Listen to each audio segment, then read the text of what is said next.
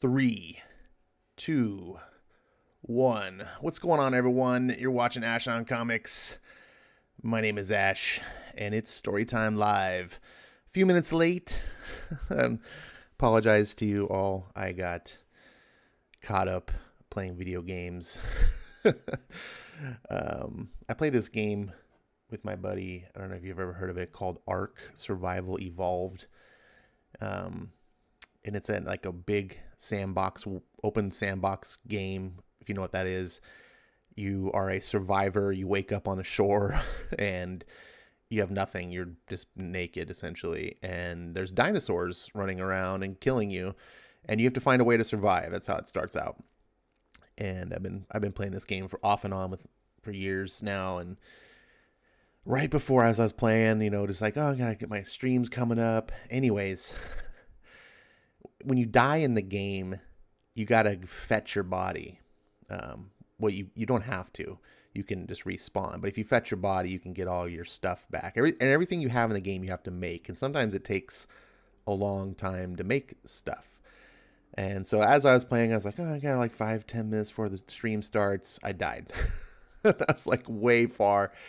And you don't really care because most of you probably don't play video games. But I was like, oh shit. And it's like, and you have a timer. If you don't get your body back in like 30 minutes, then it's gone. So I couldn't just be like, I'll just leave the game, do it later.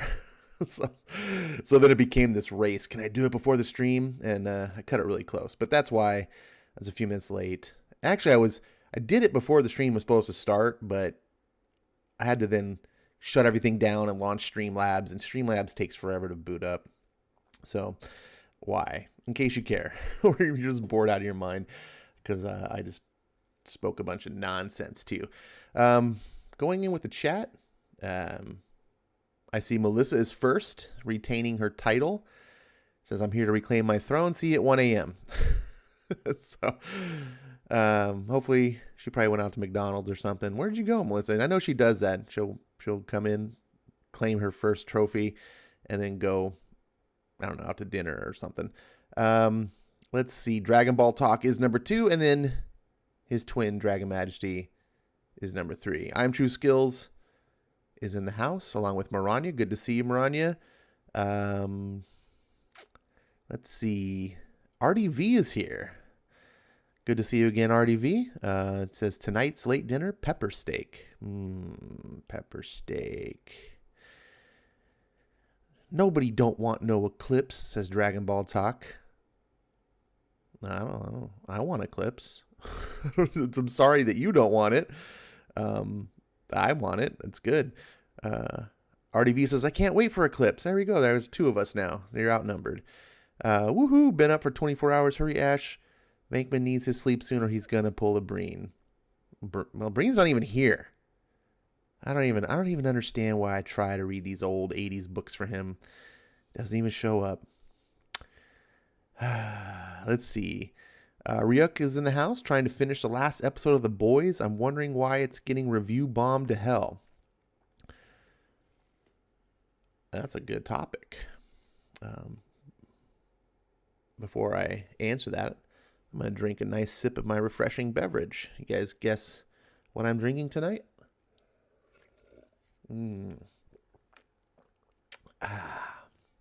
Hopefully you guys have a nice, refreshing beverage. That's kind of my thing.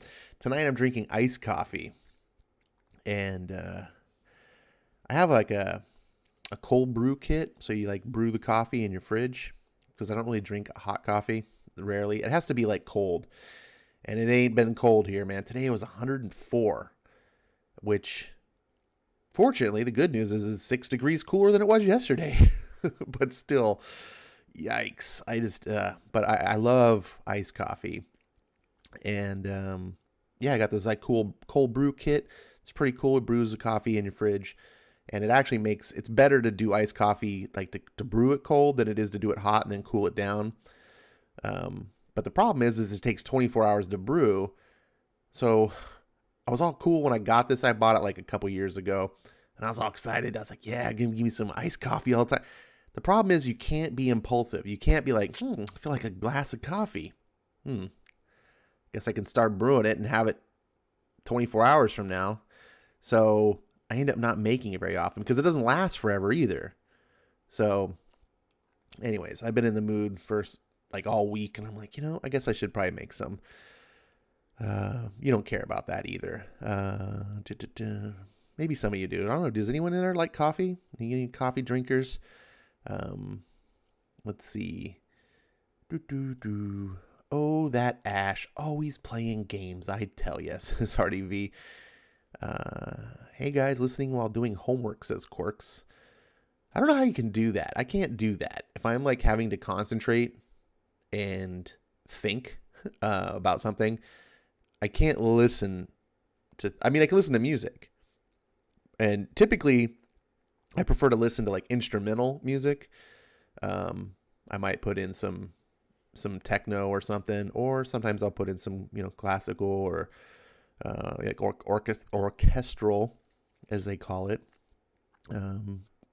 But if it has words and I'm processing words, it's kind of like, when you're trying to count and then someone starts rattling. You ever had that when you're trying to count something and someone comes by and goes 52, 1, 5, they start shouting numbers at you and you're just like, ugh, that's on my brain. I just get too distracted. Dragon Ball says, you're on ecstasy. Dance, dance, dance. Trying to finish this last. Oh yeah, we were talking about The Boys. Thanks. I'm glad I went back to that because as you can see, how exactly I work. It's like, ooh, shiny, and then I get all distracted, and move on to something else. So The Boys review bombed. I didn't actually know it was being review bombed, but it doesn't surprise me because I tell you, ever since this whole like wokeness thing has been invading. It's been invading media for quite a while now, but like where it's really like gone full scale. Like before it was just like little skirmishes here and there. But I'd say about in 2016, what happened in 2016 that might have coincided with this? I'm not sure. But anyways, full scale war was declared and woke culture just went like into full on assault. And, we started to see big effects. Those of us who are in comic books witnessed it. Comicsgate came out of that. And we saw woke culture in the movies. You saw the 2016 Ghostbusters. You saw Ocean's 8.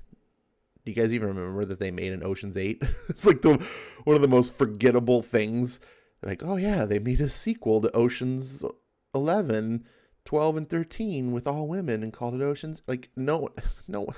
This is so already down the memory hole. The whole Captain Marvel debacle. It's, just the woke culture, just full on bombardment. Well, those of us fans who hate this went into full on defense mode. And you can see like The Last Jedi was probably one of the big events that seemed to be the most triggering, if you will, towards geekdom, I guess. I don't even know what you call it.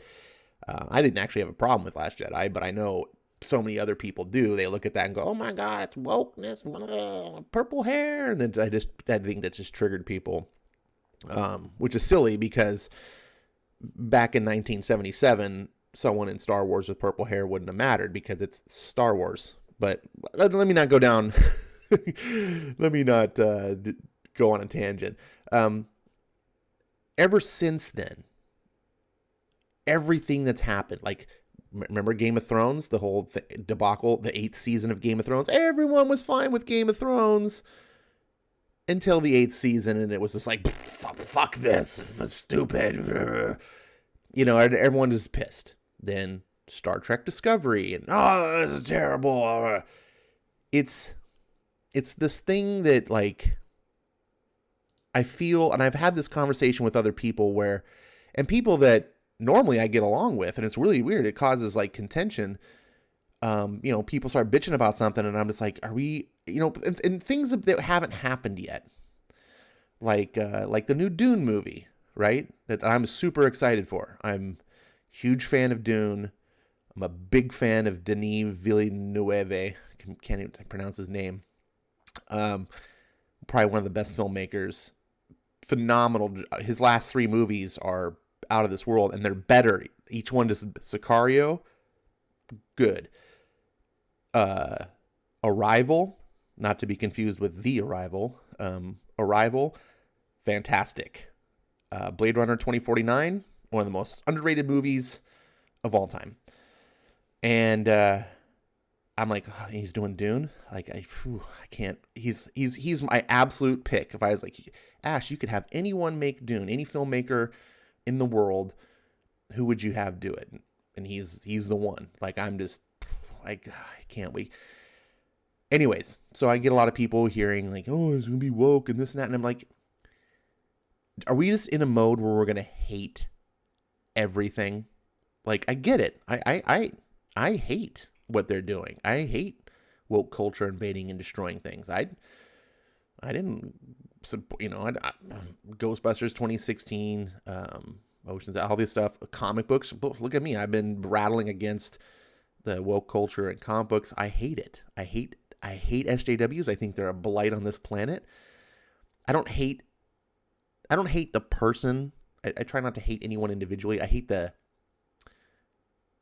when I say I hate SJWs, I mean I hate the behavior, the taking on that role, not the person. If you yourself are an SJW, I don't hate you. I just hate that behavior, and I definitely think it's a blight on this planet. But at the same time, I try to be open-minded. I definitely try to be see the good in things, right? I absolutely be salty and upset when something slights you or does something wrong. You want to be critical, absolutely be critical, criticize away. But we've come in this thing where it's like we've become so divided, where we have the woke culture that's like, woo, I support everything because it's woke. And then we have got the other side where it's like, if it even has a molecule of wokeness to it, I'm going to just rail and scream. And it's just like the opposite side. I mean, I feel like, comic geeks, nerds, whatever, Star Wars fans, all these people have essentially become the same thing as like the anti-Trumpers, right? They're just in the streets, just like freaking out. And I get it. There's a lot of bad things to complain about, but not everything is terrible. And The Boys, bring it back, Ash, bring it back and reel it in. The Boys is absolutely not terrible. I would say that the season 2 is better than season 1. I almost didn't finish The Boys season 1. I started watching it. That first episode was pretty engaging. You're like, whoa, okay, I'm watch this. And then I got like 6 episodes in and I was like, oh, this is too bleak. Like what's his nuts? I'm drawing a blank on the actor's name right now. I know him, but the guy who plays Billy Butcher, phenomenal job, right? I love that crew, the boys. Like, most everyone in that show has really, especially in season 2, has really started owning these characters. But the guy that plays Homelander, oh God, he does one of the most twisted, sick like villains, but like in a good way. He's like, you want to see a villain that you love to hate, but he's like but he's scary. Like, wow. That show, but that first season, I was like, this is so bleak. There's like no one good. It's just everyone is an asshole and they're evil and they're after. I felt like I was reading X-Men comics, right? Like I just wanted everyone to burn. Just can we have the asteroid hit, please? Extinction event. Why do we want to watch this and call it entertainment? I don't find debauchery and decadence and basically vice, right? Vice being the opposite of virtue. I don't find that entertaining. Now I find vice interesting for a storyline when it's in conflict with virtue, right? That's important. You need vice in order for stories of virtue to make sense. If everyone just walks around and we're like, hey, we're all just good people and everything's fine, all the time, there's no conflict. So vice is important for that aspect. But when your story is just like if you have a story with all vice is bad, if you have a story that's all, if a story with all virtue is bad, it would be boring as hell.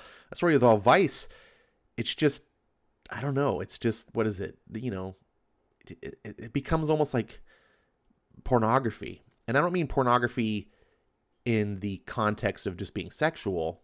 Pornography can be anything taken to the extreme. If you've heard the term violent porn, for a while there was a lot of movies coming out that, like Saw and stuff, where we're just like, basically they called it violence porn because it was just violence for violence sake, just for people to get their jollies off of watching violence. It's like sexual porn, people, it's just there to get your jollies off the sex. There's actually nothing else of value to it. And that's how I use the term porn in this case. But yeah, so The Boys, I chalk it up to hating everything, and because not everything is bad. I'm telling you, I haven't seen Dune yet. I don't know if it's going to be bad. I feel like it'll at least be good because Denis Villeneuve's track record is astounding. But it could be a bomb. It could suck, or at least be mediocre. Probably. I don't think that would be pretty crazy. But I just think some things get a bad rap. And I actually really love Game of Thrones. I thought the 8th season was kind of abrupt, and I can absolutely understand people being disappointed. Like, it was 6 episodes, and it just kind of wrapped things up, and it didn't give us that climax we wanted. That seems like fair critical opinion. But people were going off the rails about, it just... I'm like, it's not that bad. In fact, I think it was really good, other than the abruptness. But that's my opinion. The Boys getting review bombed, or the opposite is happening because The Boys is not woke enough, right, or woke at all. Most journalism, we'll call them pseudo journalism. Most media, right, is full of far leftist wackadoos. Look at it. Oh, this is a terrible show because it doesn't hit all the check boxes. Does it have enough diversity? Is there a trans person in the show? Do this? Oh, nope. Then it sucks, and then they're gonna get the review bombs because The Boys is it's pretty controversial, right? Some of the topics it broaches. I kind of think that it definitely fits 2020. Like, I wouldn't say it's a woke show, but it definitely doesn't. For a show called The Boys, it's really not very boys. It's like, I'm surprised they didn't change the name to something else because, I think one of the characters they race swapped. Isn't, someone in the chat would know, the new characters from season 2, Storm... What's her name? Storm. She's a female in the show, but I remember someone telling me that the character's like a male in the comics, but they swapped. This was like between seasons, and I was like, oh, okay, whatever. Like I try not to like get too involved in that. So that would be another thing of like, hey, we're gonna, appease the woke people, have more females. That's what they're doing in season 2 right now too, is a big storyline of like girl power.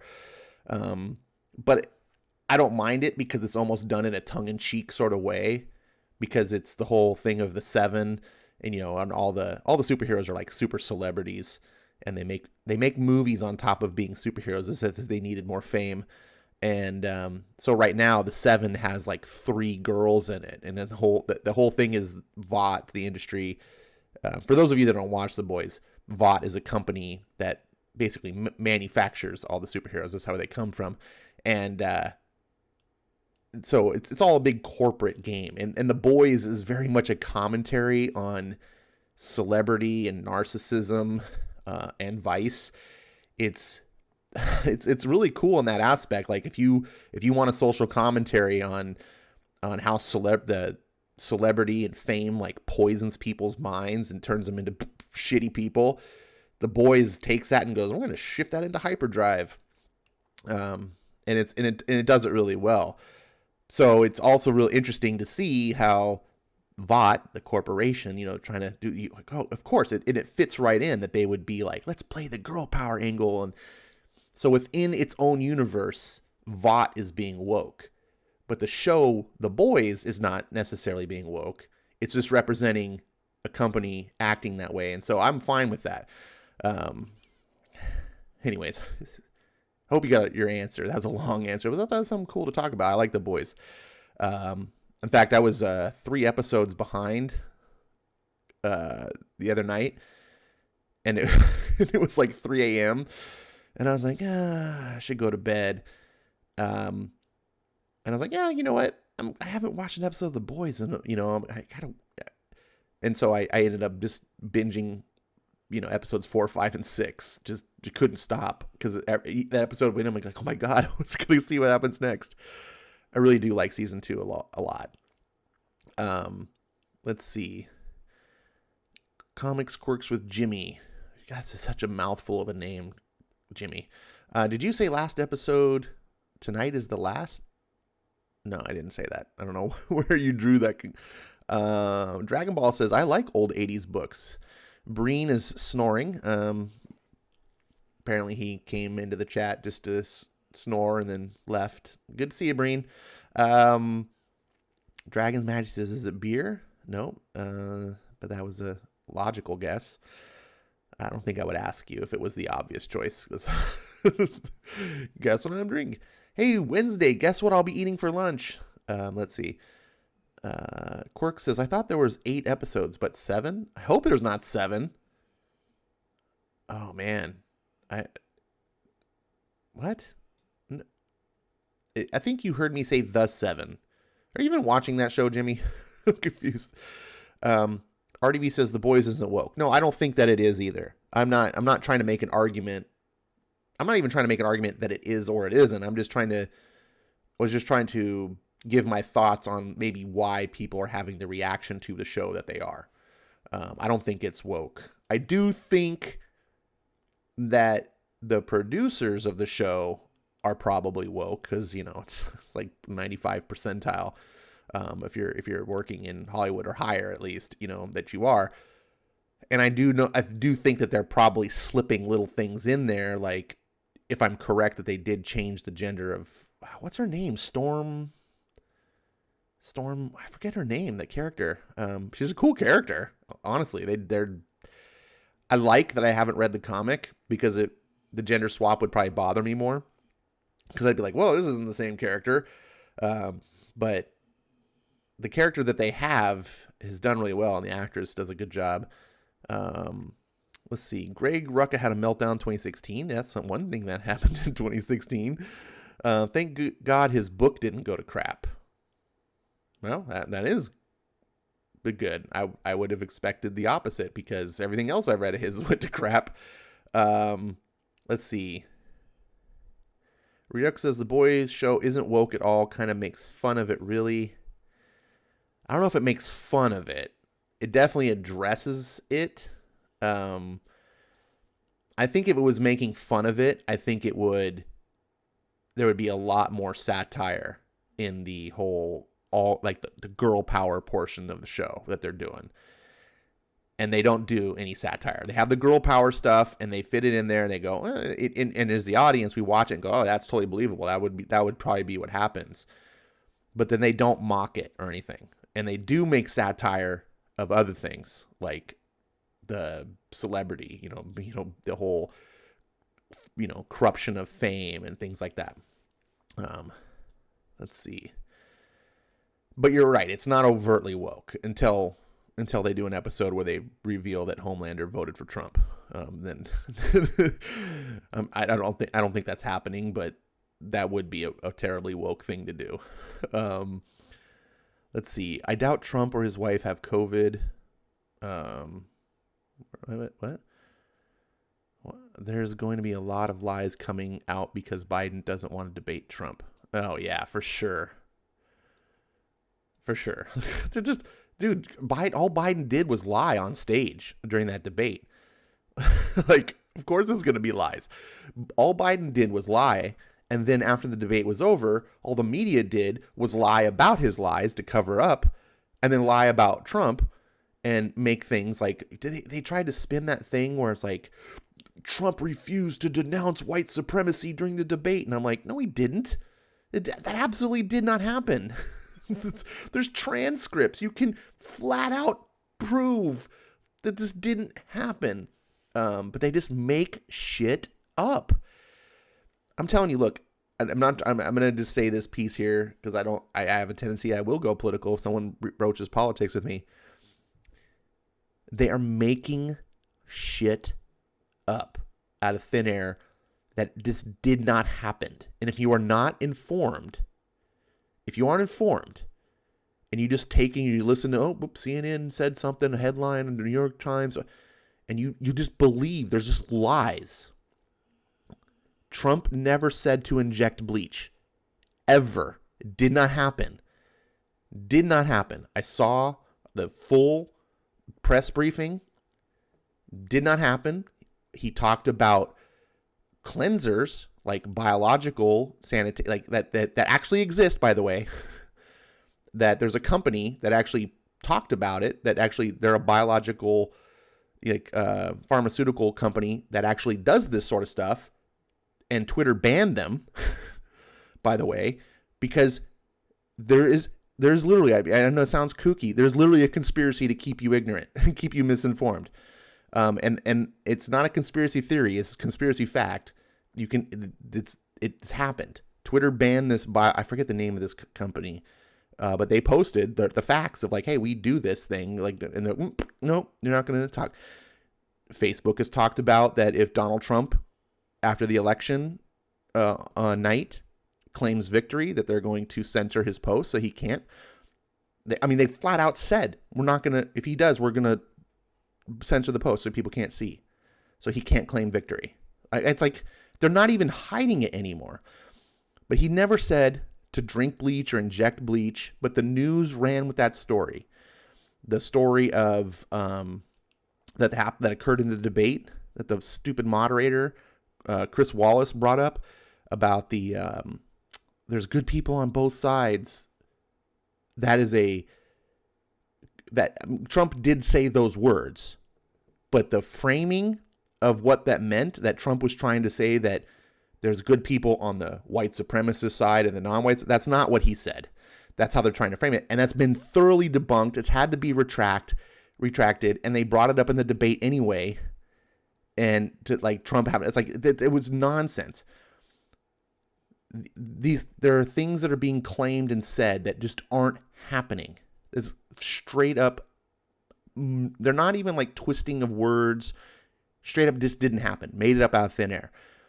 Now, when you realize that one side is just straight up making up shit about the other side, that should just trigger you to raise some red flags and say, you know what? I don't like Trump. He's an asshole, whatever.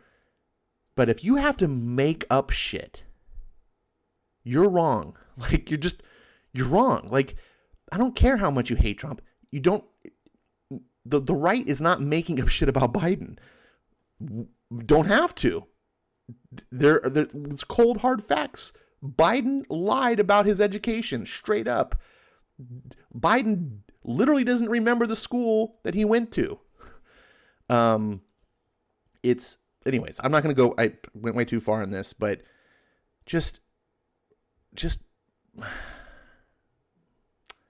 think for yourself and understand that people lying to you don't have your interests at heart. Whatever it is, you can hate Trump all you want, but the people lying to you about him, they're not the good guys either. They don't have your interests at heart. Let's see. Where am I? Doom is better than Dune, says RDV. Are you talking about the video game Doom? The movie about the video game? Because that I would disagree with. You're talking about Dr. Doom? I don't know. All I do know, well, I don't actually know, but I'm going to guess. I think it's a pretty good guess, is that you haven't read Dune, RDV, because it's one of the best books I've ever read. Let's see. I Am True Skill says, yo, Ash, my man. Are you assuming my identity? I Am True Skills. Or sorry, assuming my gender. I blew it. Never mind. Good to see you. I'm tired of people who say that because something is a strong female lead or POC lead, it's automatically SJW. They don't bother checking to see if it's written well. They just call it woke. Yeah. But you know what? I'm tired of it too, Maranya, but you can at least see the reason why they're doing it, why it triggers people, because it's like, you know, the idea of a stereotype. Stereotypes exist for a reason, right? There's a lot of media, like fiction, whether it's books, TV, movies, comics, where it does have a female lead, where the majority of the time, in today's day and age, that is the reason why it's done. And so when that happens, you get a lot of people who don't want to think critically. They don't want to be informed. They just have a confirmation bias. And so they go, oh, it's another one of those. I've seen it before. I recognize the signs. And it must be automatically woke. And I agree, it's wrong. I kind of tire of it too, because what happens is it makes it so things that aren't can't succeed, right? It makes it so you can't make a legitimate, say, I'll just use like, say, Tomb Raider, for example, because I know that's like a female thing. Like, oh, let's make a Tomb Raider movie. Oh, this is so woke. It's like, yep. I mean, historically, the Tomb Raider movies, to my knowledge, I haven't seen actually the new ones, but the original ones with what's her name weren't woke. They were dumb. They weren't very good, but they weren't woke. Carl Urban says, "Art, thank you, Carl Urban. Love that guy. By the way, if you have not seen Dread, one of the best comic book movies you'll ever see. It's awesome. See Dread. It's so good." Huey actor is an SJW. Well, of course, probably. Like, I'm sure most of the actors in that show are SJWs. You can't be in this business and not be.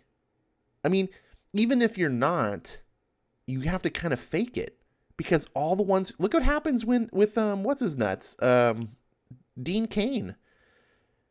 Everyone just dogpiles the shit out of him no matter what he says, because he's made it clear he's not an SJW. He just likes his family, he likes God, he likes this country, and so therefore he is evil piece of shit that everyone else in that industry will dogpile on, and he's lucky to get bit parts. Now, I understand he's doing well for himself, and fortunately he's a humble guy that doesn't need to be a celebrity. He doesn't need to feed his narcissism. You know, he's happy to be like, look, I'll just be a middle-class guy. I don't, you know, it's cool. He's got a good head on his shoulders because he's not an SJW. But man, you can't be like that and be in the industry. They gatekeep. You have to join the evil to be allowed to walk amongst them. And yeah, I'm not gonna. Stormfront, thank you, Eric Breen. You're still here. He woke up from his sleep. Old man Breen's like, oh, Stormfront. Went back to bed. Stormfront is the worst. See what I did there? Yeah, I like the Stormfront character a lot. I mean, I like that she's bad, of course, but she's like a bad character I like to hate. And I love that she's like social media queen and stuff, and she doesn't take shit from anyone. She's what like an SJW person would be with superpowers, like working for a corporation. Just be like, shut up, you can't talk, tell me what to do. And I'm going to talk about one thing about her that's a minor. It's kind of a major spoiler, but I'm not going to reveal. I'm going to be cryptic about it a little bit. But Stormfront is white supremacist. So,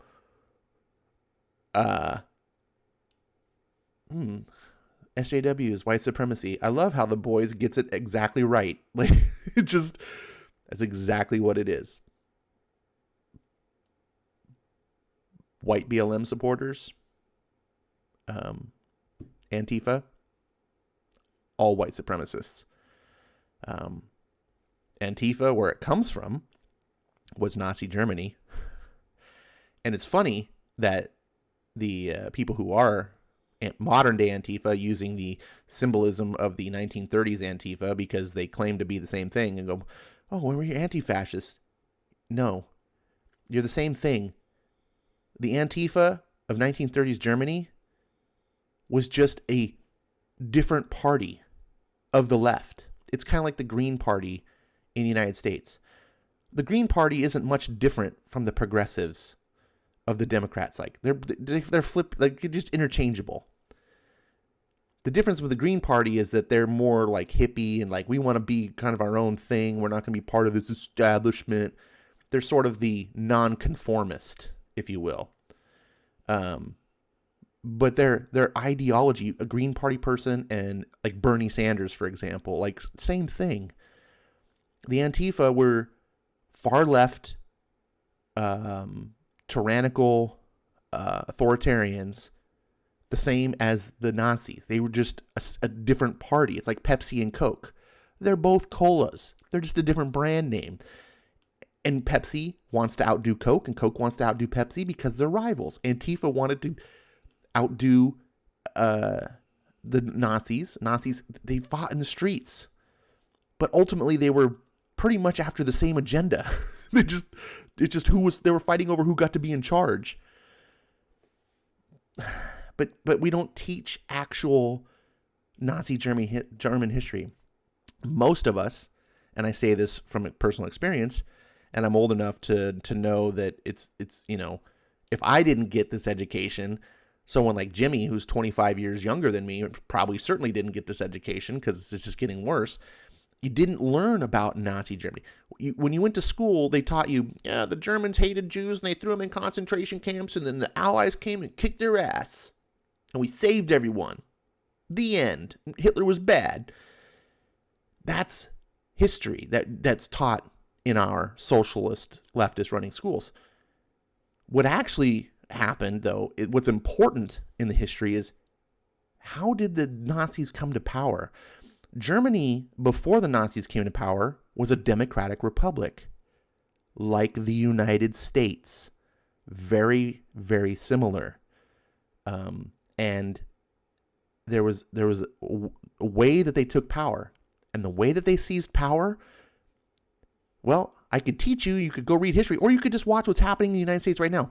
BLM is following like the playbook that how the Nazi Party took power. Now, it was a little bit different because the Nazis weren't going around Black Lives Matter, but it was very much Aryan Lives Matter, down with the Jews. Who's got the privilege? Jew privilege instead of white privilege. There's an analog to it all. The violence in the street, very much what the Nazis did before. This is before they had power, when they were just a activist movement like BLM is today. And they got lots of people to agree. And then once they got so many people to agree, then they were able to run for office. And people voted them into office. And once they got enough people into office, they were able to take over parliament, have the majority of votes. And once they were able to do that, they were able to promote Hitler, one of the top-ranking party members, to chancellor, and had the president step down. And then Hitler dissolved that office. He didn't really dissolve it. He kind of absorbed. There were like three top offices, and he kind of absorbed them all into his office, and he became Der Führer. Now, at the time, it was a little sketchy, but he wasn't out there, like calling for the death of Jews or anything like that. He was calling for let's fix the problems of this country. This country's, wrong. Now, of course, his party guys were out in the streets beating people up, murdering people that thought against him. That's all besides the point. Well, it's part of the point. But anyways, I went down the politics road thing again. Sorry. My point is people don't actually know the important part of history, of how this all started. So someone like me, when I learned this later in life, not in school, by the way, that scared me. I was like, wow, holy shit. And I learned this during the Bush era, by the way. This is what got me to really kind of reject George Bush. And I was like, what's going on? And now when I see it happening, it's just like, oh my God, this is following the playbook. It's like, whew. I mean, the same type of thing. Have you seen that famous picture? Sorry. What's his name? What's his name? August Kessler. I'm sure you guys... No, that's not it.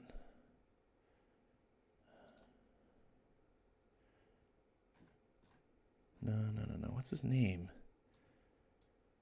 Oh, I can't remember. But you've probably seen that picture. It's a famous picture where it has like a bunch of Nazis and everyone's like saluting. And then there's like one guy in the crowd who's just got his arms folded across his chest and he's like not saluting. His name was August. Oh, hold on. I think I have this.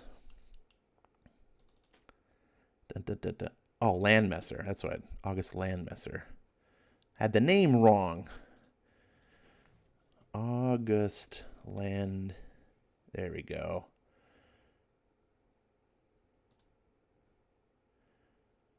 So I'm sure you guys. Oh, this looks like a good photo. Let's put on the. So you guys can see. This is a really famous photo. This guy's name's August Landmesser. And how everyone's saluting, like, yeah, right? And then you got this guy in the circle, August Landmesser, who didn't want to salute. He didn't like that. Now, if you pay attention to what's been happening with BLM, it's these rioters in the streets, and they're coming up to people who are like eating at the restaurants and stuff, and they're basically saying, like, raise your fist and say Black Lives Matter. It's a complete analog to what was happening here, where it was, well, it is an open hand. It's not a fist, but same type of thing, and say, Sieg Heil. BLM, the BLM cry and Sieg Heil are analogs to each other. And that's what they're doing. They're forcing people to comply. I'm sure everyone in this crowd was not 100% like on board, but people are conformists. For example, I don't know if you can see my mouse. I don't think you can. Let's see.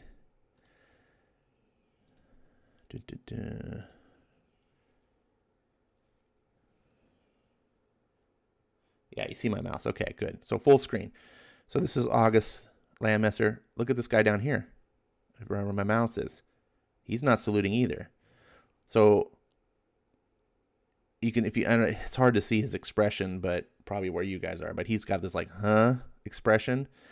There's a few people, if you actually look closely, he's the one that's like kind of folding his arms and looks like the most ascension. But when you look, there's a handful of other people here like, I'm not so sure about this. And you can imagine, but people conform. They don't want to have the bad things happen when you don't conform to the bullies. And so you might ask, well, what happened to this August Landmesser guy? Well, he was sent to a re-education camp where he spent the rest of his days. His wife was murdered.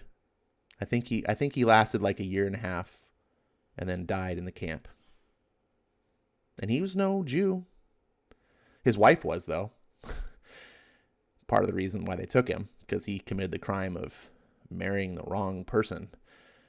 This is all identity politics. This should scare you. And I'm not here to like scare you, but these crowds, like, are these ideals, these BLM, this Antifa, this is all the same thing. It's all identity politics. It's collectivism. So that's enough of that. Let's see how many people tuned out. Me. Ash on politics. Let's see. I love how Ash skips comments in the chat and then gets confused about what we're talking about. It's tough. I get behind on the comments, RDV. Then I have to like go up and I start reading stuff. Riux says, I feel as though the gender swap wasn't a major problem. Like the boy show is a commentary on the current politics. I haven't read the comics, so I can't speak on 100% authority. But from me just being a normie coming to the show and being like, is it a good show? Like, I don't feel it's a problem. Like, I feel Stormfront very much works as a woman. I don't know. But I don't know what the original intent of the character was. But regardless, It doesn't have to be. And I'm okay when you swap things for a reason. Now, one of the things that they've done with Stormfront, her role in the show, I'm going to guess was a different role. Or I'm going to guess did not happen in the comic books because it would have been a male. So maybe that was why. There's reasons when I watch the show and I see Stormfront, I'm not like, oh, there's no point. Why they do this? Like, there definitely feels like they utilize this. Like, it's important to the overall narrative of the show. And for that, I'm fine. I use this argument about like the Daredevil movie all the time. Normally I'm like, oh, you race swap someone. And when I say race swap, I really mean you blackface. Like, you just blackwashed them. You just, like they're doing with Hawkman. Stupid. I normally have a huge problem with that. But in Daredevil, making Kingpin, they didn't make Kingpin black. They just needed an actor to fit the physicality of Kingpin. And at the time, that was the best way to do it. And it worked. And then the rest of the movie was kind of meh, but so I accept it. I'm fine. If you have a reason to do it, you're like, hey, this is an artistic reason. This is an artistic choice. We're not just doing it to be like, have like the Nick Fury Nick Fury's black now. Why? Oh, just because we need black people. Oh, I guess. Let's see. If they hadn't gender swapped Stormfront, the woke would approve the last scene of episode 5. Oh yeah, it's true. If they hadn't gender Stormfront, but then kept everything that she's doing in the show, it would have been even more woke. Or maybe she's trans. They could do that. Ash, you read the comments very late and not alongside you talking. Yes, I see the show. I'm caught up. Blah blah. Rex comment the last episode. I'm gonna get confused. Sorry, I could have skipped to the end. So I should. Let's see. No. Let's see. A7 Mag. Eric says, no, they were tested yesterday. Came back positive tonight. It's all over the news as we speak. I didn't realize there was a whole thing about him having coronavirus. But it's funny how the left are like, the corona is such a big deal and millions of people are going to die and Trump's not doing anything about it. But they want him to get it so bad. And I'm like, which is it? Do you care about people catching coronavirus or not? You cry about it all the time and how tragic it is. But yet, you're so cool with people getting it. You're cool with people being out in the streets, in tight crowds, unsanitary, protesting, burning shit down, spreading coronavirus all over the place. That's fine. You don't actually care. It's a ruse. This is just an excuse for you to cry about something, to play the victim role, because that's what people on the left are.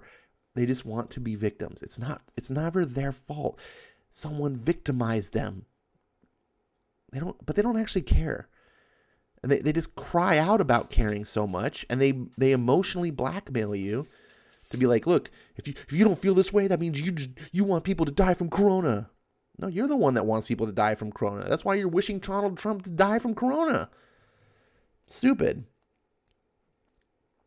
Donald Trump's one of the few people who's actually going out there and facing coronavirus. The dude's like almost 80. He's definitely in the danger bracket. But I don't ever see him, oh, Donald Trump's not wearing a mask. Shouldn't that make you happy? Right?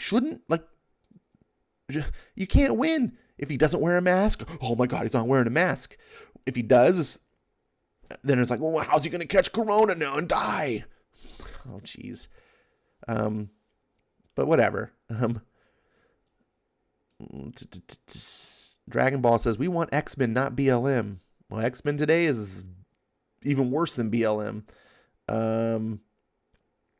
Let's see. I support all conservative Republicans, and I'm anti-communist and anti-woke SJW. I'm pro-life too and pro-religion. I support ideology. I really urge people to not latch on to parties. Parties are a groupthink. They're a way of people, the reason I support any politician is just simply based on my own positions and my own principles. And I came to this quite a while ago, but Like my thought on government is a very simple one. Government has 3 roles to play. That's it. 3. Number 1, national security. The existence of government's number 1 job is to protect our borders so that some other country doesn't come in and start murdering all of us. That's number 1. Number 2 is internal security, right? You and I all have rights. You have the right to not have me break into your house and steal all your shit and murder your family. You have the right. I don't get to violate your rights. But who's going to stop me from violating your rights? Do we just live lawlessness and everyone's armed and it's like Wild West? We could. It's probably not smart. Having organized police, law enforcement, a justice system makes sense. And we need a government to run that. Now, of course, I'm not talking about that currently what's going on is perfect. That's a whole different argument. But I'm just talking about conceptually what is government for. And the third thing that government is for is to provide services that we as individuals cannot, or it just wouldn't make sense for us to provide ourselves, right? For example, roads. Roads is always like the common one. Like, it would make no sense if every person in the United States had to build their own road to drive on. Like, that can't work. We need communal things. We need communal roads.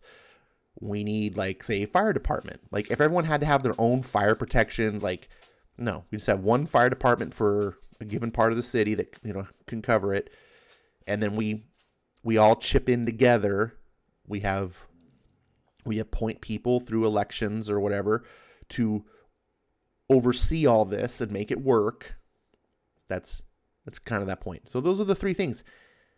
Beyond that, government has no purpose.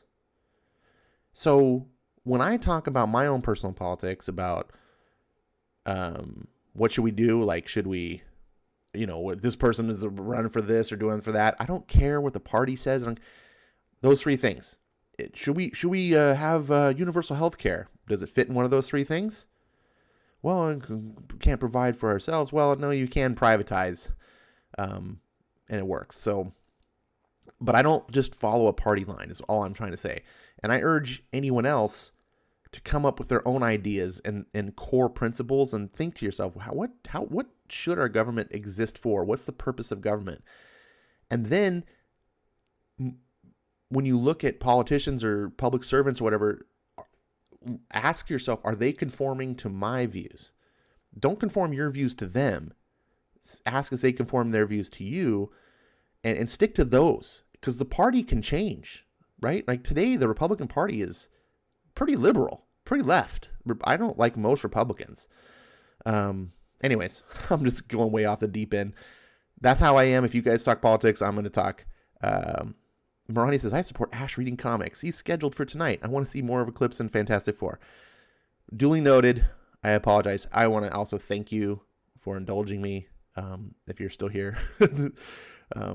Eric says, good night, kids. See you all at the auction, if not sooner. Well, Eric's good night is the signal to start reading comics. Eric, I wish you would just join me on the show and talk like you did once upon a time. I had a birthday. You could give me that as a birthday present. Let's see. I love Trump knows me. Okay, I'm going to skip the Trump stuff. LK says, well, I'm not late then, RDV. LK is like, just in time. So no Eclipse then, just X-Men. No, we're going to get Eclipse. I got Eclipse right here. And I'm already in the full screen.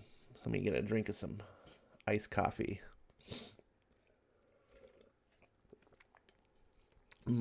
By the way, if you are a coffee drinker, number 1, don't drink mixed blended coffee. That's a way of being that's a way of being sold shitty beans. All these companies like Starbucks, they do it's blend, it's blend this, blend that. All that is a way of using a bunch of shitty beans that you would never want to drink and you mix a couple of good beans.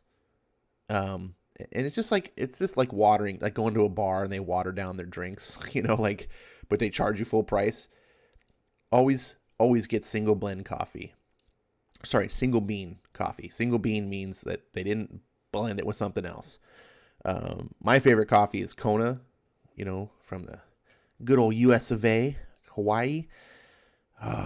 Good Kona coffee is my favorite. Jamaican Blue Mountain is another top one.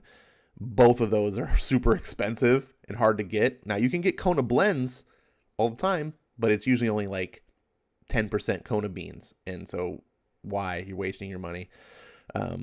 But there's a really good, why am I saying this is really good? If you can find, is my favorite coffee bean that's not an expensive is a Costa Rican terrazzo.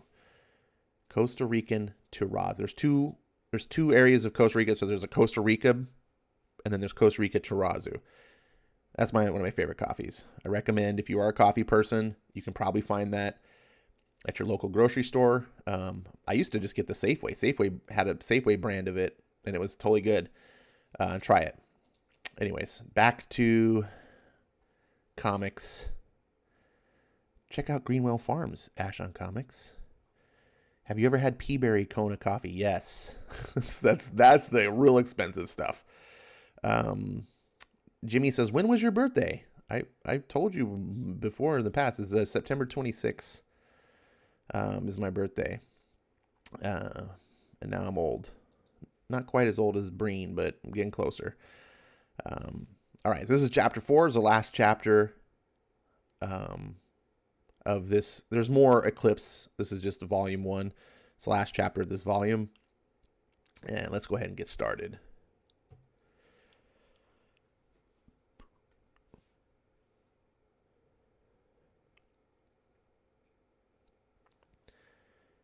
Two days after the flare, 10 years ago. And we can't bring them back, but we won't forget our loved ones who lost their lives to the sunlight. Our parents, our spouses, our siblings, wah! Our children, wah! And to the heroes who sacrificed to protect us, wah! Your sacrifice gives us hope. Come in, Rose. Wait, come in. Rose Brandt, detail, come in. All security to the room. The killer's inside. He's inside. Bax!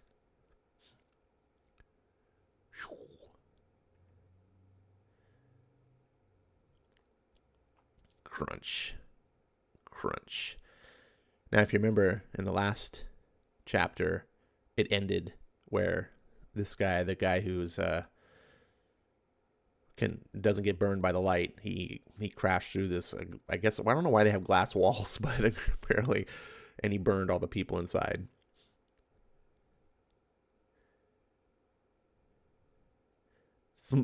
Crunch. Mm-hmm.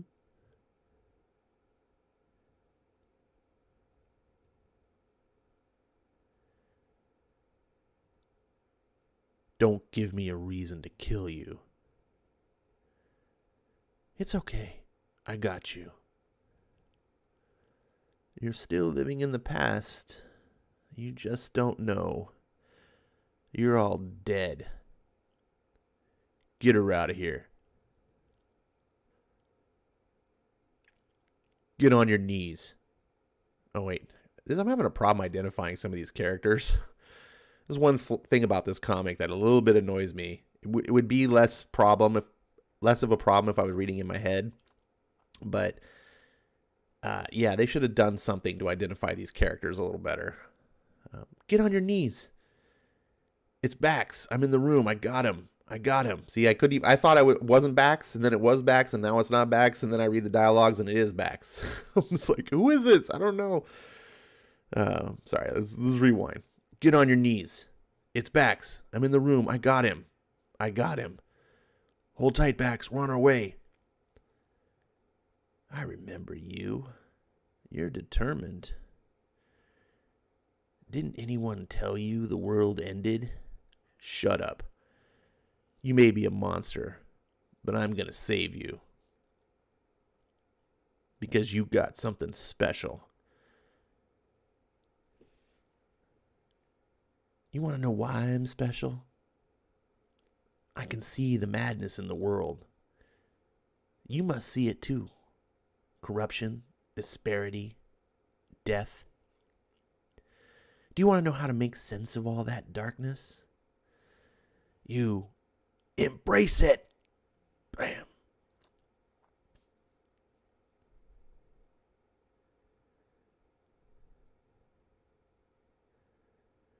Oh, now he's got a gun. Blam. Oh. Ding. Ah. Here's Johnny. Oh, sorry, I couldn't couldn't resist. He didn't actually say that.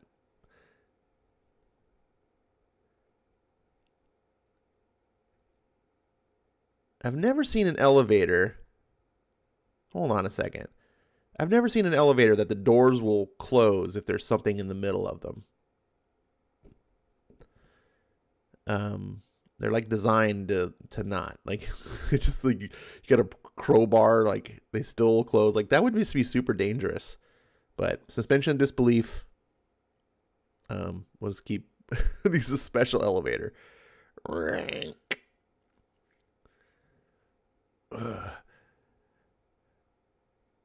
Well, he's not dead.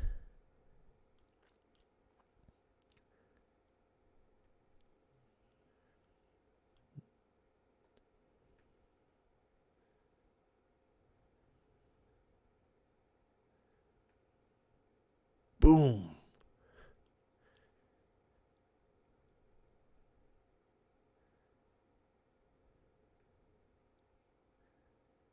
Snap.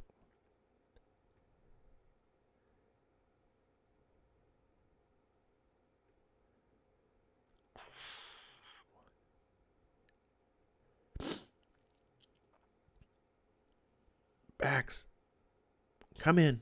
You.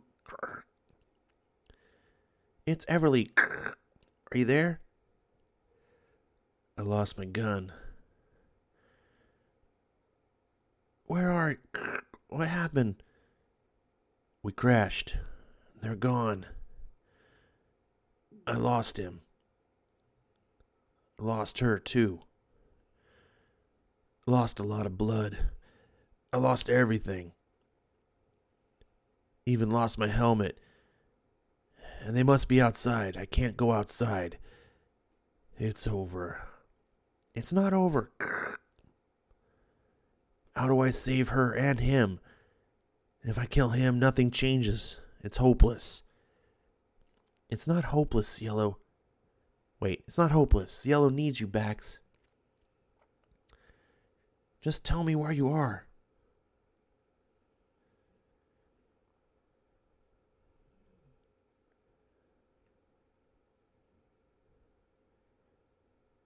Central Park Solar Farms. East 7. I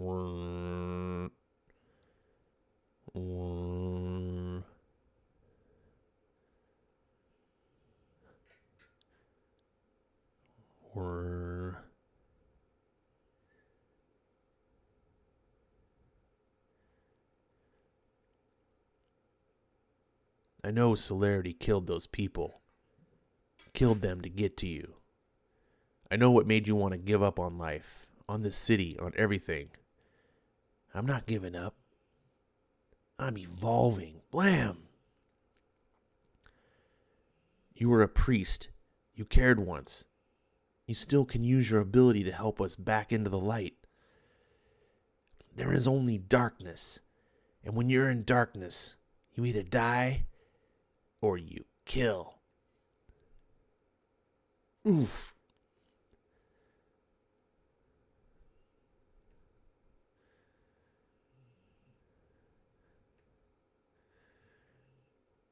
crack.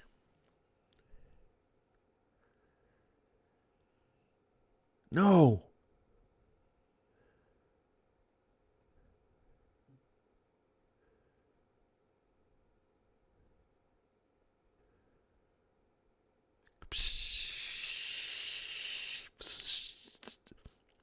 Ah!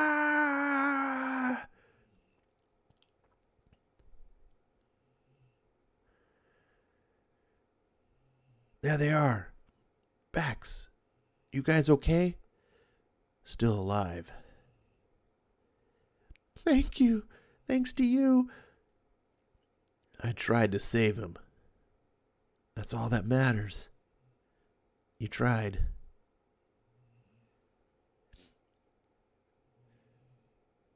I appreciate what you did, what needed to be done. I did it for her. I know, but I still appreciate it. Anyway, when you're done healing, you come up and see me. We've always been friends, Nick. And I've trusted you. As well you should. Then tell me, what really happened to those people in that church?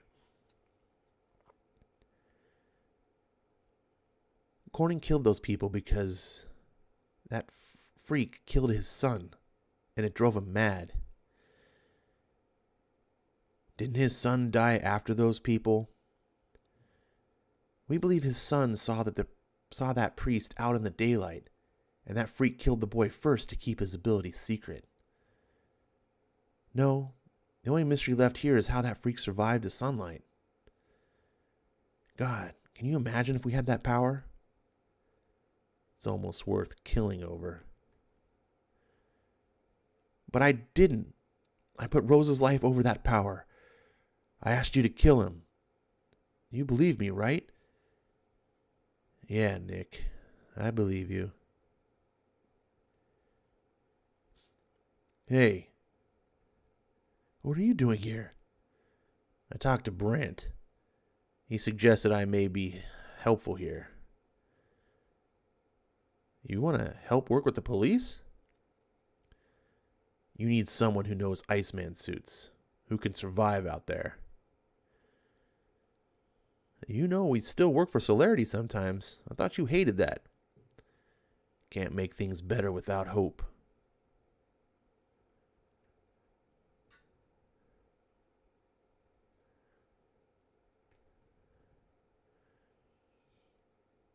A peek behind the scenes of the creative process of Eclipse.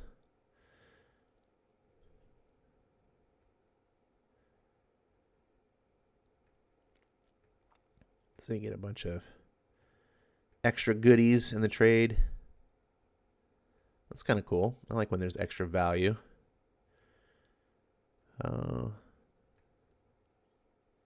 There's quite a bit.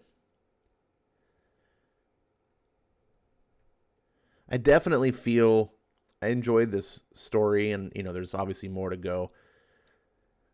I feel like this comic is one of those things, like it's that we talk about all the time, where it's like it's written for the Netflix deal type of thing. Like this whole thing feels like it should be a TV show. And it would probably be a cool one. Like it's a cool premise. Like what if the world was like this? And you got this fireman who ends up joining the police as they work for the corrupt corporation, and but it also when you do that, it makes sometimes it interferes with the overall quality of the book. It's hard to say if that affected this particular book. I enjoyed it. I think when I read comics of this type, when they're not like the superhero comics, when it's indies, I prefer it to not be episodic nature. Like this felt like we just watched an episode of a TV show, and it's like, oh, that's the end of this episode. The villain got away, and the next volume is going to be a new story arc in the same world, like the way TV would work. But the way comics are, I kind of would prefer just one big, long, ongoing story and then wrap up when it's over. So that's just me. I don't know what you guys thought. I'm just going through here. Got the different variant covers. But it's indie book. It's fun. I picked it up for cheap on sale a while back. Here's Top Cow Essential Checklist. I'm gonna give this. I'm gonna give this a solid 3. For those of you that don't know my rating system, 3 is like you did your job, bravo, like you're done.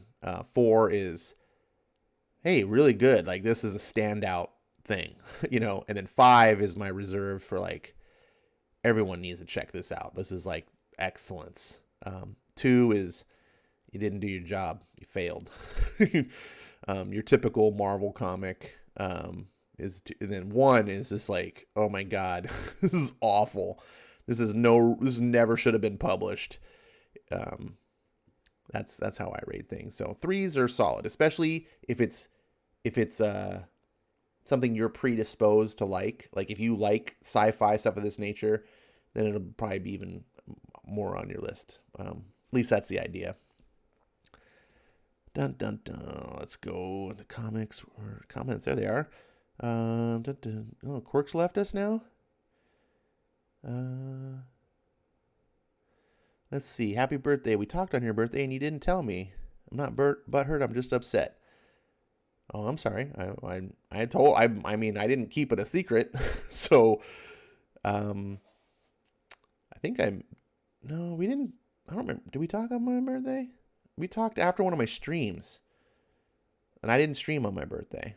So, no, we didn't talk on my birthday. So you don't have to feel so bad. I don't drink a lot of coffee, but when I do, I like the good stuff.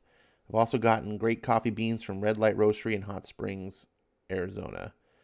Well, one of the keys, okay, that I've learned is it's not the guys who sell you the coffee aren't necessarily what determines the quality of the coffee, if that makes sense. Like, because the beans are just grown Mother Nature, right? Like these ones I'm talking about, the Costa Rican Terrazzo.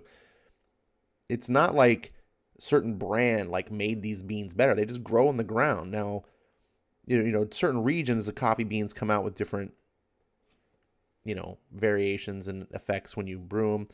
And certain roasters, obviously, if you're a good roaster, you're going to roast the beans better. But I think everyone hopefully can roast to a certain quality. If you get a good, for example, Jamaican Blue Mountain, you don't need to get some super brand name, if you just get regular old Safeway brand, I don't know if you can find Jamaican Blue Mountain in Safeway brand. You might be able to. Like, they're going to be good. They're the same beans that the other guys are selling. But if you're looking for blends, that's a different story, because some roasters may be a little bit better in how they blend their coffee beans and may not be as cheap. Like, I think Starbucks is kind of cheap and way overpriced, but that's how they make money, right? That's why Starbucks is this super successful business, because they took something cheap and learned how to sell it for very expensive. Let's see. The inking is sketchy and not consistent. Finally, solar energy is cost effective, says LK. Right? Wait, did he douse him with oxygen? I think that was a little confusing to me, honestly, the end of this book. The ice suit, see, how I interpret it is that ice suit kept you cool. And I think, for like a normal person who's not resisting the sun, I don't think it was oxygen. I think it was like something that counteracted the thing. This guy's metabolism or his physiology was designed to work with those rays. So when he sprayed that chemical on him, it worked kind of like the opposite effect. That's kind of how I took it. But it wasn't really clear. It should have been a little bit, But that's well, sometimes you get in the indies, like you don't get the professional, whatever. So Quirks left says good night. I don't know if you're still hearing me, Quirks, but good night. He murdered him. Waste of a goddamn villain, just like Arrow. I don't know if it's a waste of a villain. I kind of feel like this guy was the tip of the iceberg. I feel like if there's one of him, there's going to be more. And I feel like you're probably going to, if I were to assume where this story is going, that there's going to be probably some government, he was experimented on or something. And so it's going to uncover bigger things. He was just, like I said, like that tip of that iceberg. Let's see. Dragon Ball says, I ain't into Eclipse. All right. Different strokes for different folks. Ronnie says, if the intent of this series is to make you want to read more, it's succeeding. Yeah, I think I have the next 2 volumes of Eclipse. Wait a second. Why? Oh, yeah. I'm not logged in again because this likes to log me out all the time.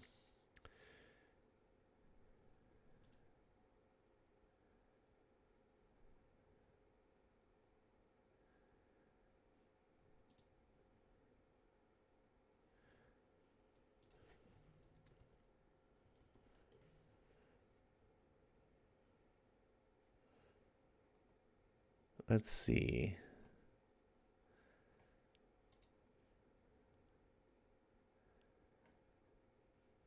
Oh no, I have the first 2 volumes.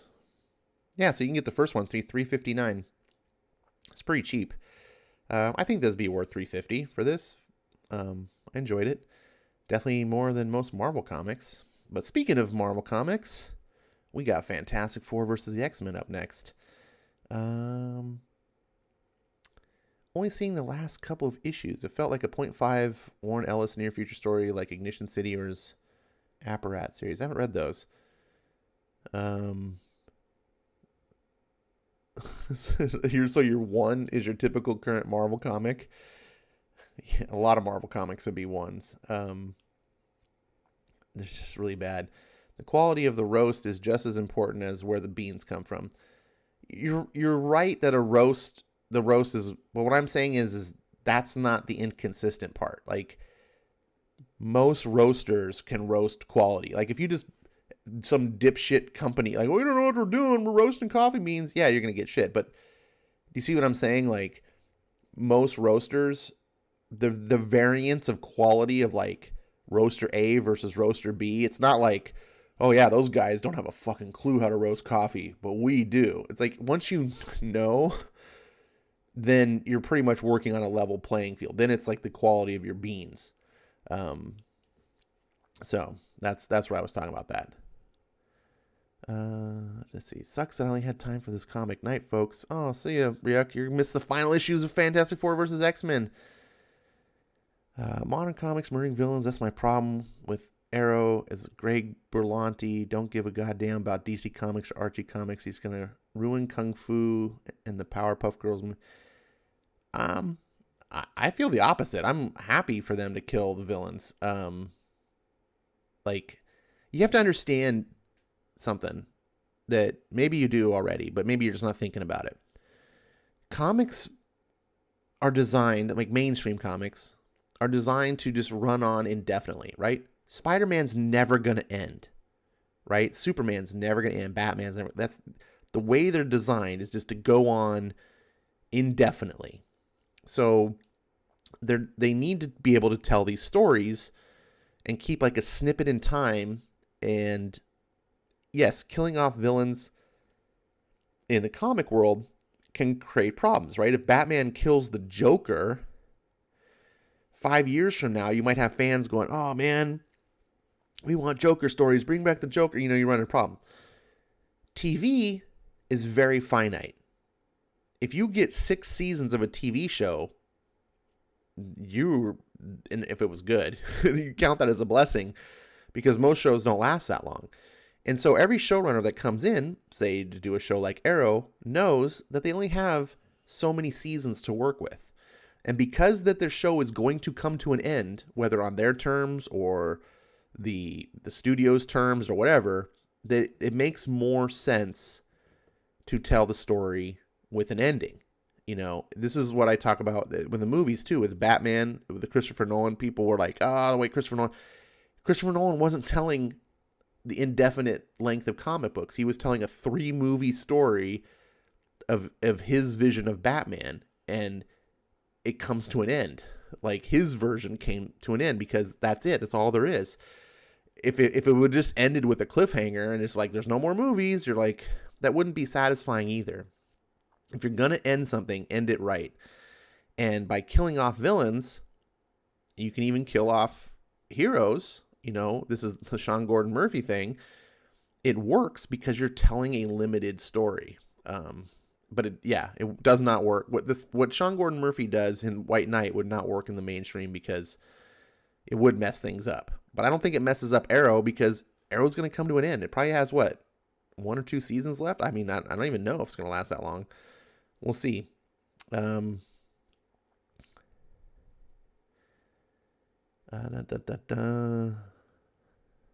Melissa says villains don't need to die. They need to go to goddamn jail. Well, yeah, I mean, that too. I guess it depends on what kind of story you're telling.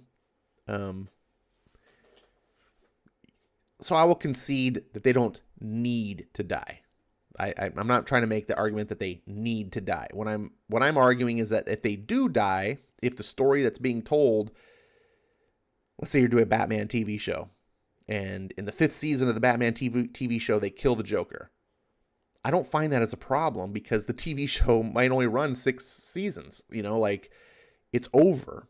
The comics, you can't do that because it needs to go on. That's what I'm trying to say. I'm not saying that they need to. I'm just saying that if they do, it's not as much of a problem because of the setting it's in. Dun, dun, dun, dun, dun. Dave Asanowicz is in the house. What's up, Dave? He says, you doing a classic back issue? I am. This is a classic we're about to read here. Ed's here. He says, Trump got the COVID. Well, is that fake news? Because I've been hearing the opposite. I don't know what to believe anymore. RDV says, how am I still awake? Power naps? And then he's not reading comics. The ending of Dark Knight Returns was cryptic and open-ended, says Dave. It was. I'm not saying, again, it goes back to my whole thing, that I'm not arguing what it has to do. I'm arguing that in that setting, it can do those things and be fine.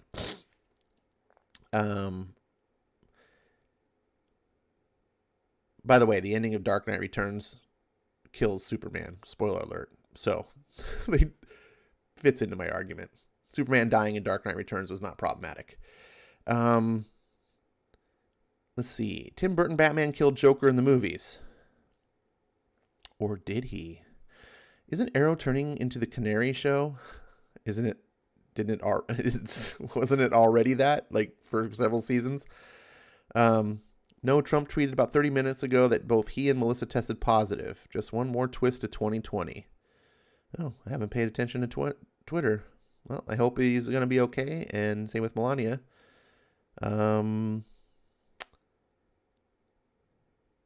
Mia is taking over as new GA. I don't know. Sean Gordon Murphy wasted Batman's villains. I hate White Knight because most of the Batman's villains are immortal. Immortal? Ivy is immortal and Bane can't be decapitated because Venom makes his skin tough. Well, neither of those are true. I don't know. I'm sorry, Melissa. You're free, of course, to have your own opinions and tastes on things. I don't have those problems because, like I said, it's an alternate take. It's not the mainstream Batman story. And I'm cool with a finite story where the villains can have an end. Let's see. 5 people in this chat announced that Trump said he had COVID on Twitter in the past 90 minutes. They will be fine as far as I know. They are both asymptomatic. He will keep working in the White House the next week or two. Well, here's the thing. If they have COVID, that means they like just got it, because they're like, as far as I know, Trump is tested like all the time. I'm pretty sure he was tested for the debate and he tested negative. So COVID has like approximately like a 2-week incubation cycle. So you contract COVID and it incubates for weeks.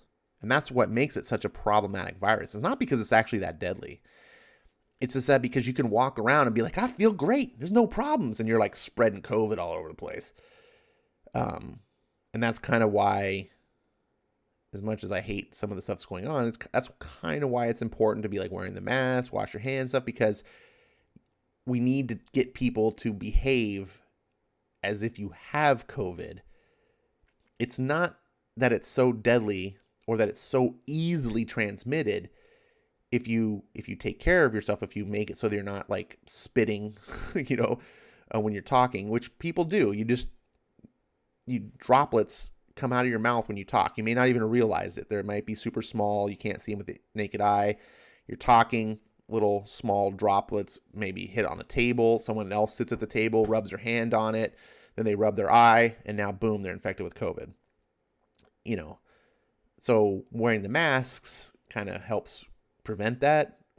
Washing your hands, using sanitizer also kind of helps. And so the more you can mitigate that, the less you can spread it.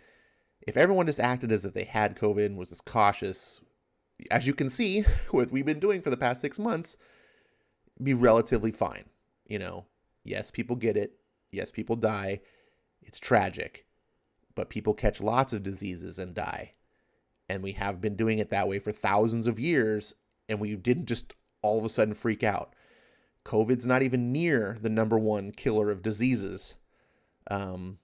But yet it's the only one we're quarantining and locking down for. But more people are dying from tuberculosis, for example, right? But I don't see anyone afraid, oh my God, I'm going to catch TB.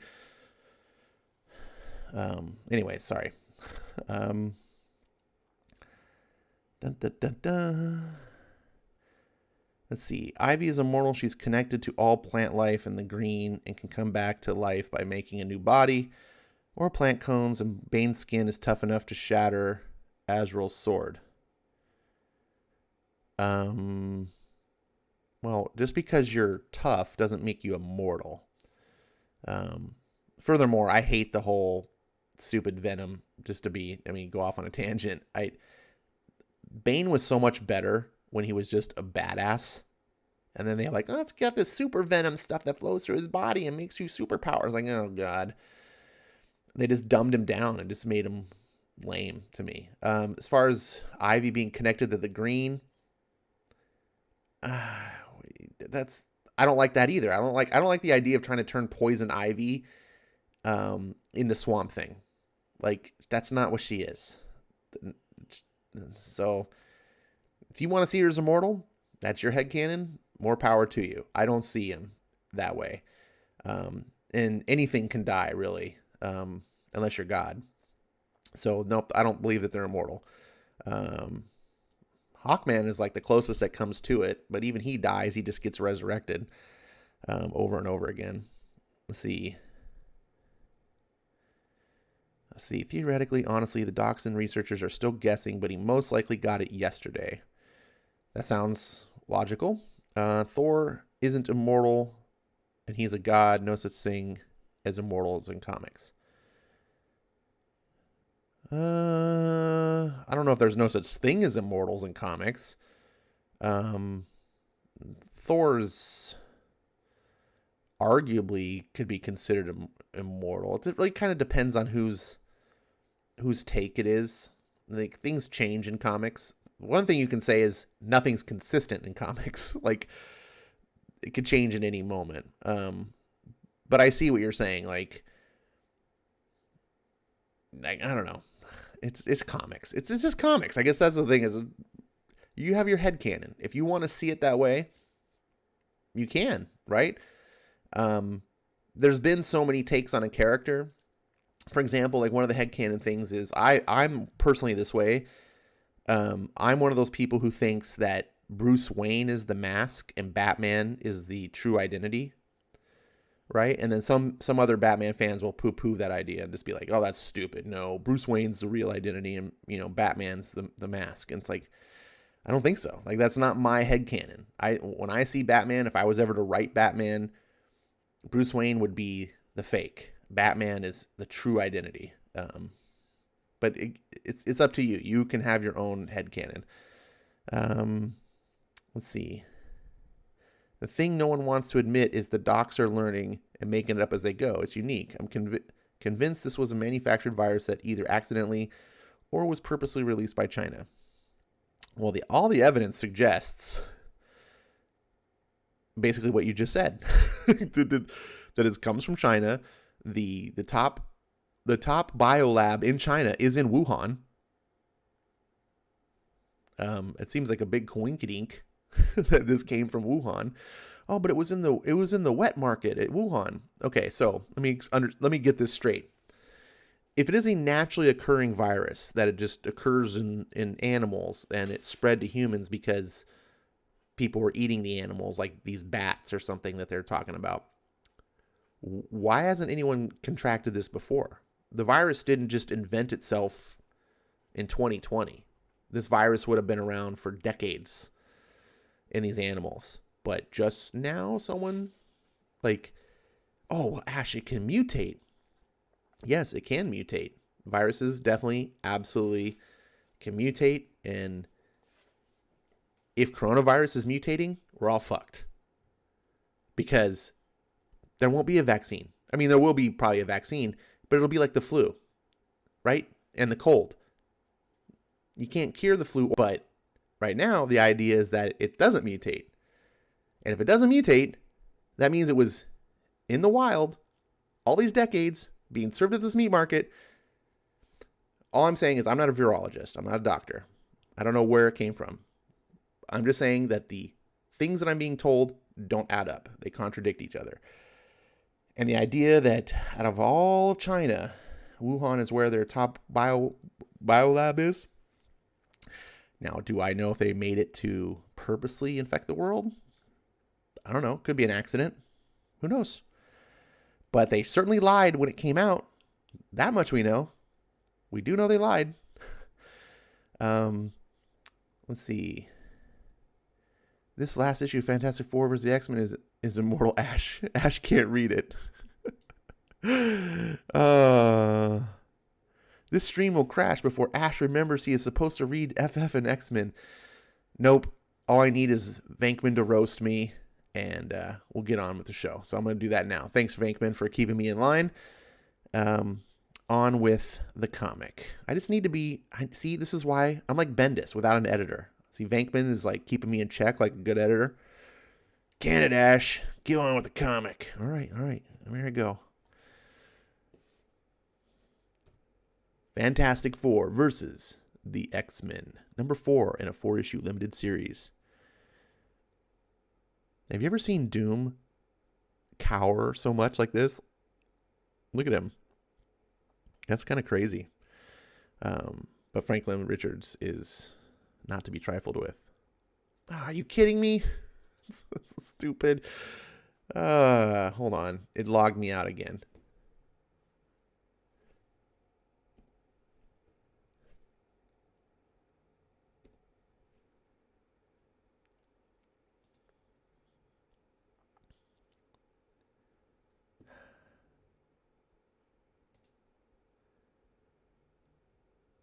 I think it's because I'm running multiple tabs and I like logged in on a different tab and this one's like, oh, wait, what? All right, here we go. Take 2. Stan Lee presents A Matter of Faith. I am 14, going on 15, old as I'm gonna get. Apologies to you, Mr. Hammerstein, for playing with your words. It's that kind of a mood. That kind of a day. Maybe my last. Kids my age aren't supposed to think about death. The world for us is supposed to be full of promise and infinite possibilities. But here I am, one step away from the great beyond. I'm Catherine Pride, though pretty near everyone calls me Kitty. I have another name, Shadowcat. That's because I'm a mutant, born with the parahuman ability to phase my body through solid objects. Trouble is, that power is out of control, turning me into a living ghost. By tomorrow, I figure I'll be gone.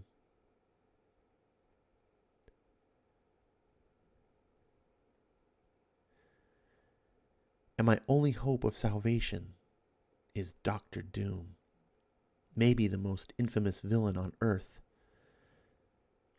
To save me, my best pals, my teammates, the X-Men, are going to put themselves in his debt. We're the good guys. People call us superheroes. Our job's putting creeps like Doom out of business, not turning to him for help. Hey, come on, Lockheed. Ace those glooms. I haven't given up, so you don't quit on me. He can't hear. Because I'm so far out of sync with reality, I can't talk. Why is this taking so long? Why aren't you ready, Doom? Why can't you do what you promised and get this nightmare over with, one way or another? Imagine looking through a rainy window with water slicing down the gas. Or is that sluicing? That's a weird word to use in a comic book for, like, preteen kids. I don't even know what that is now. Sluicing? Slicing? Anyways. Sorry. There's an image on the other side, rippled at first beyond recognition. Then the storm subsides, the glass clears, the figure gradually comes into focus. That's how Franklin Richards makes an entrance. He isn't really here. This is an astral projection. But Lockheed checks him out anyway. Huh? Hi, Dragon. Remember me? Slurp. I do love Lockheed. I love that little critter. Ick. Dragon germs. Keep away from me, you monster. Shoo, scat, behave yourself. Lick me again and I'll... Ooh, I mean it. Hi, Kitty. Hi, yourself. I would have been here sooner, but my dream self only works when I'm asleep, and I was so excited tonight, I couldn't fall asleep no matter how hard I tried for almost ever. Kitty, my daddy's coming to save you, just like I promised he would. Isn't that great? He's the smartest man in the whole world. He'll make you better for sure. Yeah. Kiddo. Mr. Fantastic tried once already, remember? He examined me and said there was nothing he could do. That's why the X-Men accepted Doom's offer. Your dad left them no real choice. There were a lot of real bad feelings between X-Men and Fantastic Four. I hate to say it, but if your dad tries again, my guys may not be interested. It could start another fight. What a mess. 2 teams of heroes, maybe at each other's throats, and no matter what happens, Doom will probably come out on top. But Franklin isn't thinking like that. He sees me in trouble. He's doing everything he can to set things right. That's sweet. Why does he care so much? I'm real sorry, Kitty, but there's a bad part to this too. I have special dreams that kind of showed me the future. I had one about you. There was a big fight between the X-Men and the Fantastic Four, and everybody killed everybody, and at the end, Dr. Doom was the winner. All because my daddy found an old book of his that said he was a bad man, as cruel as Dr. Doom. The book part became true.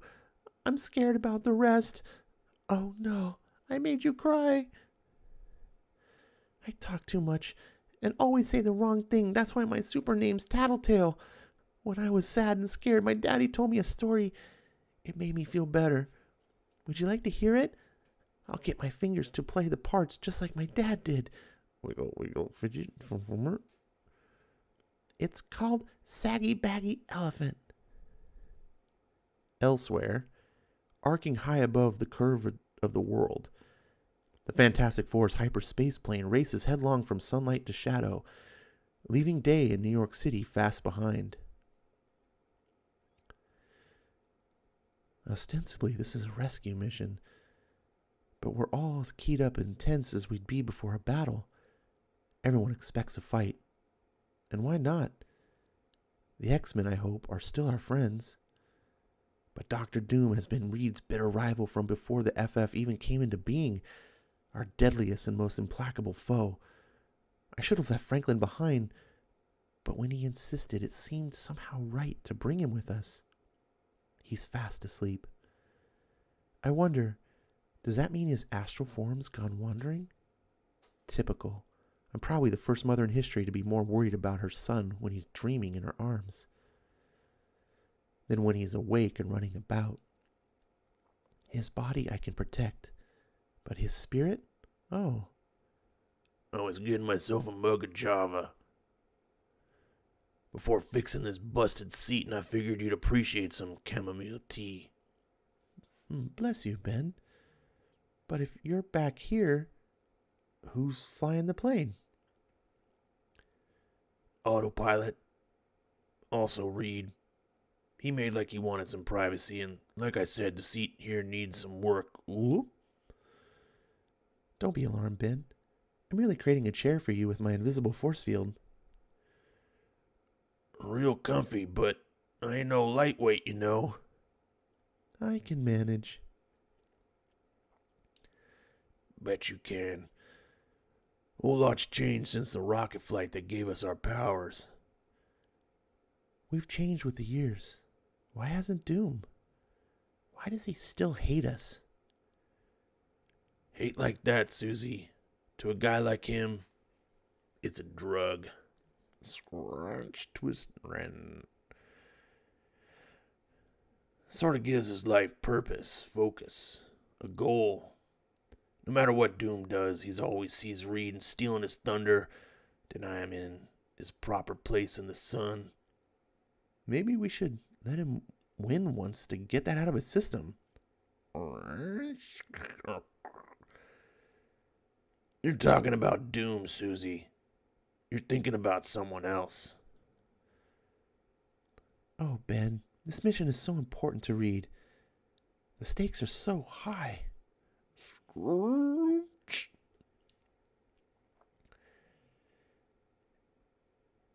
If something goes wrong, if he falters, if he fails, and Shadowcat dies, he'll never forgive himself. You expecting the worst? Scrunch. Boop. He has no confidence, only doubts. They're eating him up inside like a cancer. We believe in him, Ben. That's why we're here. Why won't he believe in himself? We're talking faith, sweetheart. You either got it or you ain't.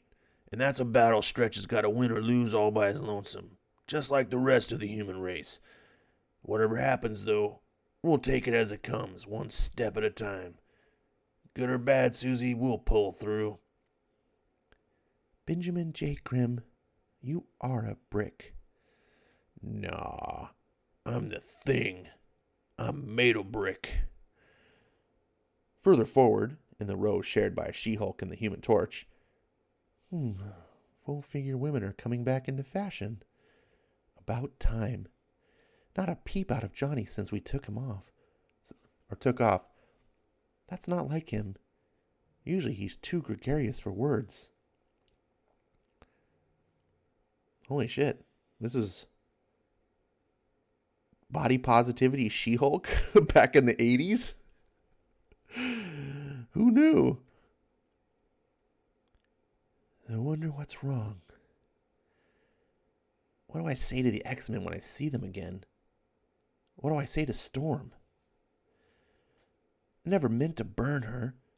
When our team scrapped on Muir Island, that was an accident. Great. As if my saying sorry will make up for the pain she suffered. Or heal her arm. Penny for him, Hotshot? That's more shulky than my thoughts are worth. Oh, sorry.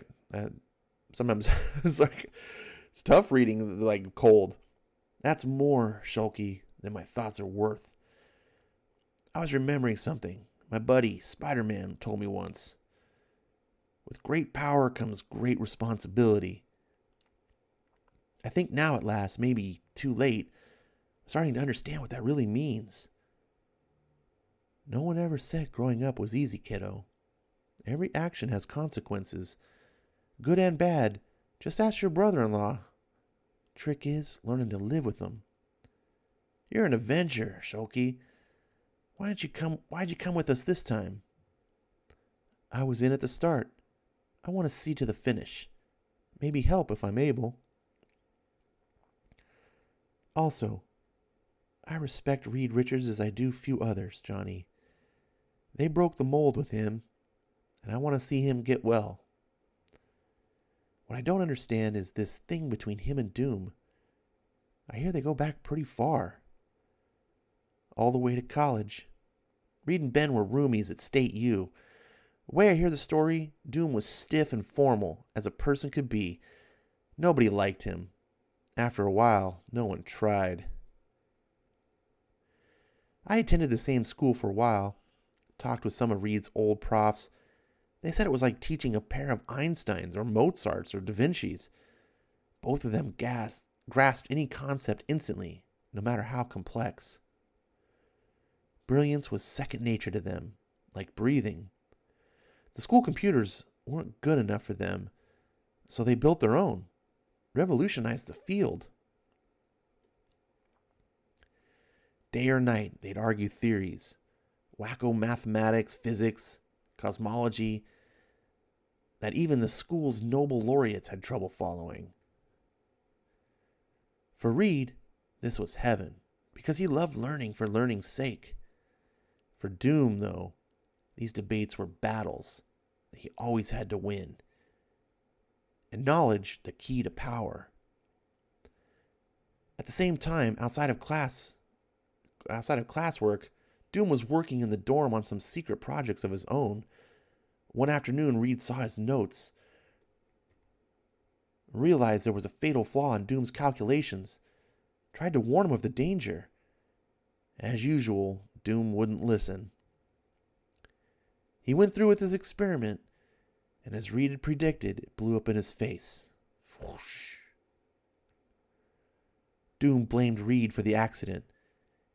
He couldn't make a mistake. Oh no, it had to be someone else's fault. Pause. Sound familiar? Victimhood mentality? Victims become villains? Sound familiar? Just had to throw. Back to the show. He's hated Reed ever since. He'd do anything to get even. And the way Reed's behaved, since he found that rotten diary, the creep may just have had his chance. If Reed doesn't regain his self-confidence, his self-respect, his faith in himself, he'll lose his next fight with Doom before it's even begun. And lastly, alone on the flight deck, the founder and leader of the Fantastic Four. My diary. Lost so many years. I was so pleased when Sue found it. Now I wish she never had. I know every word by heart. If only I knew my memories, my mind as completely. How can so much truth add up to such a monstrous, awful lie? If indeed it is a lie, that's the question that torments me.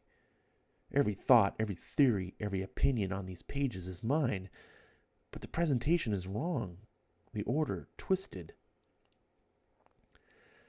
Yes, I spoke often of the danger posed by hostile extraterrestrials and sociopaths possessing parahuman abilities and the need for a person or a group to act as a heroic paradigm to catalyze and focus society's opposition to these threats.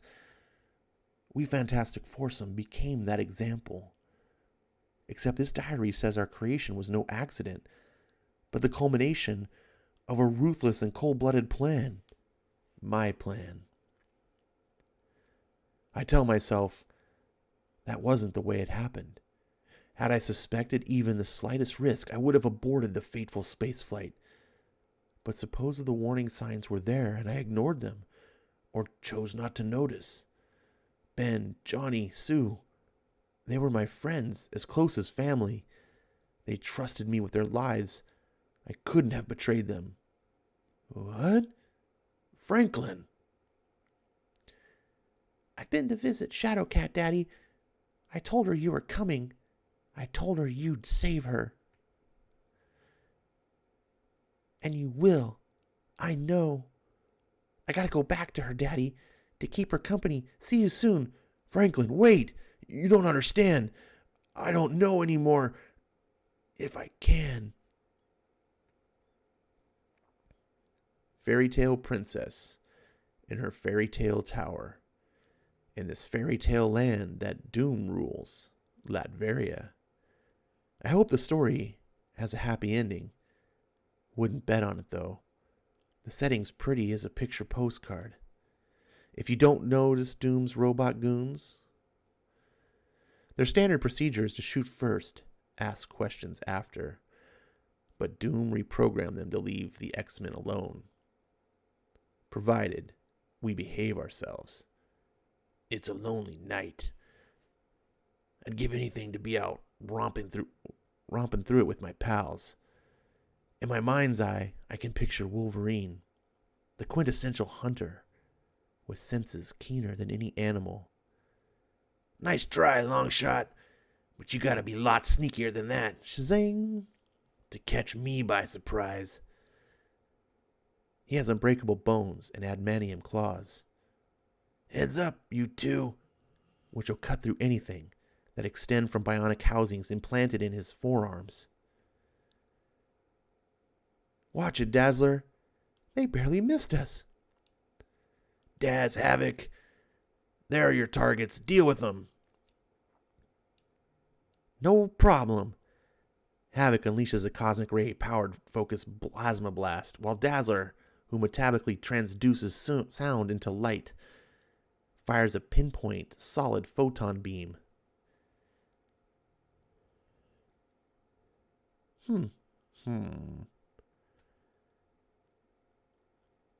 Good work, little darling. Your control over that new slant to your powers is getting better all the time. More practice, you'll be flaming near perfect. Spikes have been taken out. Now for the clown who threw them. Whoops. Fella. What are you playing at, girl? Longshot was mine. You don't get let down quite so easy. Yeep. This is stupid, Wolvie. A waste of our time. I don't want to play anymore. This ain't a game, girl. It's training. Look out below. Splotch. You okay, Longshot? Of course. I landed on this fantastic soft ground. Snow, sweetheart. Sweetheart? A special kind of frozen water. It's neat, Havoc. Have you looked? Every piece is different. No two are alike, kiddo. Snowflakes are as unique as people. Why'd you throw him like that? I figured Longshot's wild luck power would guarantee him a soft landing. Hey, Rogue, is something wrong? What do you think, dummy? Kaboom! It's this waiting. I hate it. We're marking time while Lord knows what's happening to Kitty.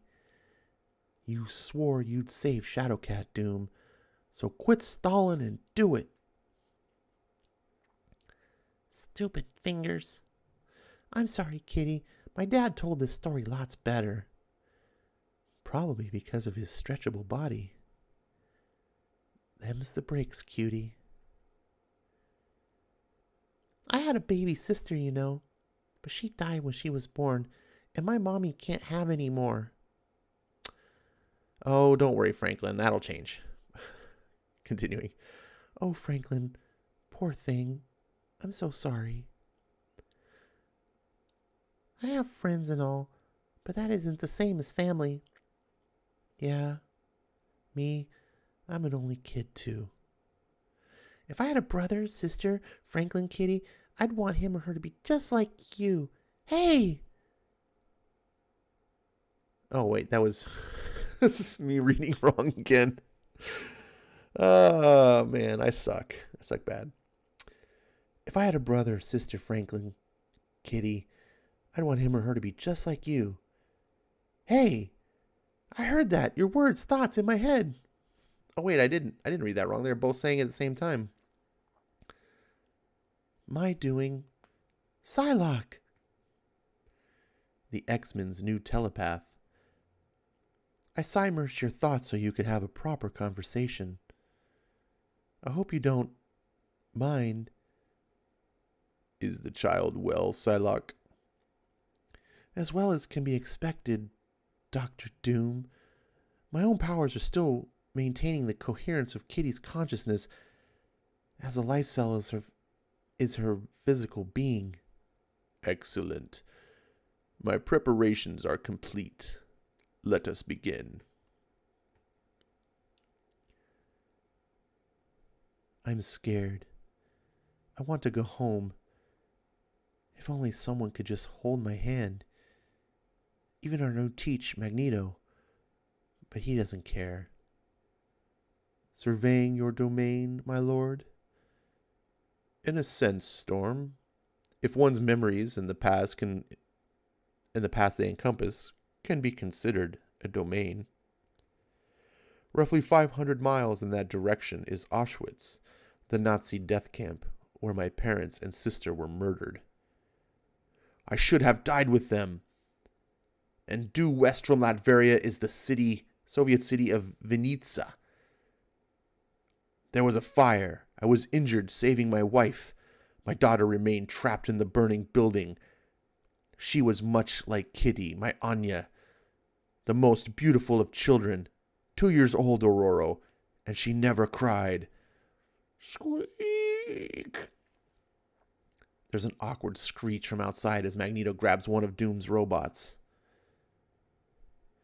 She only laughed with wonder and joy as though life was some magnificent adventure, staged for her alone, and uses his fantastic magnetic powers to reshape its armored body as easily as if it were made of clay.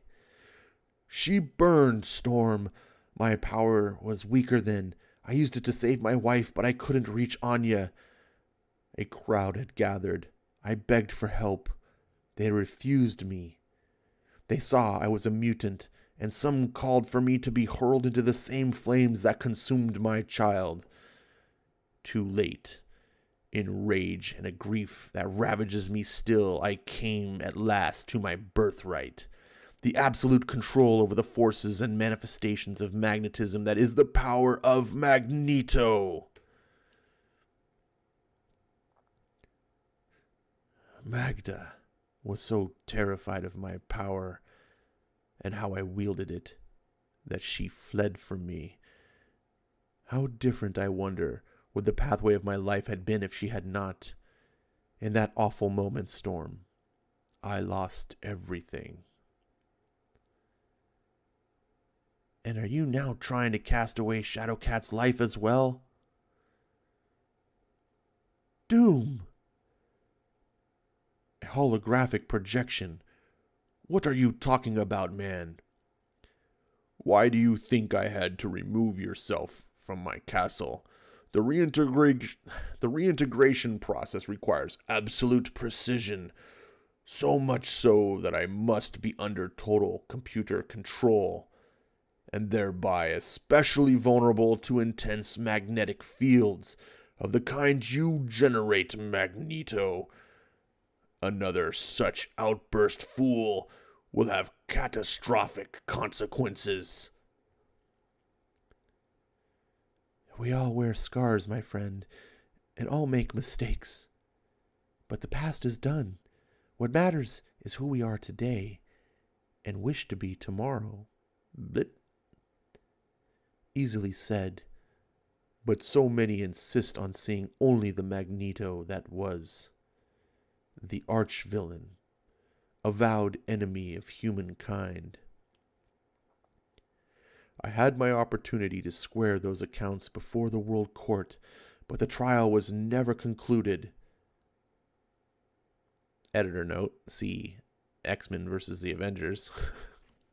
That's a fun story. That should have been inserted here. Perhaps I should have gone back. Yet to do so now would mean abandoning Xavier's school when its students need me most. What? Magneto! An aircraft! See its marking, Storm? That's the Fantastic Four. Curse Reed Richards. I knew he couldn't keep himself from interfering. They're headed straight for Doom's castle. But they won't reach it. Magneto, wait! We do not know that they mean any harm. With Shadowcat's life at stake, I prefer not to take any chances. Thwoom! Have you lost your senses, man? Attacking them like that? Trust me, my magnetic force field only stopped them. Neither the aircraft nor those aboard are damaged. The devil with them! Have you forgotten how dangerous to Shadowcat Doom said your powers are? No. The computer's magnetic bubble memory fields are disrupting. The coherency projector is losing focus. What could have possessed Magneto? He deliberately flouts my warning. Does he want me to fail? No, not him. My scanners reveal the true culprit. Richards. Of course, the swine cannot abide the thought of me bettering him, succeeding where he failed. He means to foil me, even at the cost of an innocent life. And Magneto is allowing himself to be used as Richards' catspaw. Put an end to the Fantastic Four's interference, X-Men, before it's too late. Psylocke, can your telepathic psychoblast deck 'em? I dare not, Rogue. It's taking all of my strength to maintain Kitty's psychic cohesion. Thanks to Magneto's outbursts, the primary computers are crippled, and their only replacement commands the castle defensive systems. If I must use it against my foes, Shadowcat is as good as dead. We get the picture. Come on, Wolvie. Let's go knock some sense into those bozos. Hurry, my friends, and good luck. You creep. So noble, so supportive. But I'm on to you, Buster. It's all an act. You don't care a bit about anyone except yourself. You figure this is a no-lose situation. You save me, the X-Men are in your debt. You fail, nobody can blame you, 'cause you did your best. If I die because of Reed Richards' intervention, all the better for you. The X-Men and the Fantastic Four will never be friends again. Don't you see? My best chance is for you and Dr. Richards to join forces, but I might as well wish for the moon. Meanwhile, outside. Why are you here, Richards? Shadowcat's plight is no longer your concern. We've come to save the day, lady. What else? Hey, your arm. The burns are healed. No thanks to you, Torch. Take care not to burn her again. That was an accident, mister, and you've got nerve striking that attitude after making us crash. Torch, that's enough, lad. Magneto, please. We don't wish to fight, only help. You had your chance, Richards. We begged for your aid, remember? But you refused. Is pride worth more than a child's life? In the past, Storm, you X-Men have risked everything for our sake. Could you possibly believe we couldn't do the same in return? Reed's certain he's found the key to saving Shadowcat. Hang on, boss. Cavalry's on the way. We'll hit 'em hard and fast. Clob 'em before they even know what's happening. That okay with you, short stuff? Makes my day, darling. But you mind who you callin' short. Rockies, all yours, pal. So much for the peaceful approach. The X-Men want to play rough? Looks like we'll have to knock some sense. Krakoom! Into their thick, muty skulls. You've been told before, sugar. What? To watch the mouth. Call us muties again? Spoosh. And I guarantee you'll never do anything again. Bingo. Snowdrift worked like a charm, snuffing his flame right out. This is too easy for words. We should beat on these chumps more often. The thing's down, but is he out? Wolverine, if you've hurt him... A little fellow like him? Cut me some slack, will you, Stretch? If that love tap was his best shot. I got nothing to worry about. Oh, yeah? Yeah, bonk. Sweet dreams, bub. Pat, pat, pat. He's patting Wolverine on the head.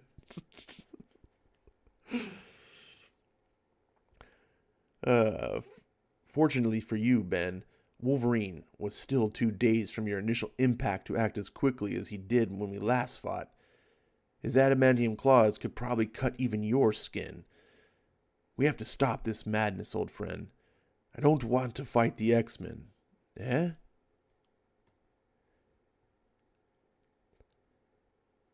Ain't like we started this fracas, Reed. Ain't like the X-Men are in a mood to listen to any explanations either. Maybe I can change that attitude, big guy. Allison, She-Hulk means to throw that rock at us. Not if I lays it first. Zoom. Oh, drat. I absorbed the Human Torch's powers. Wish, though, my outfit had been fireproof.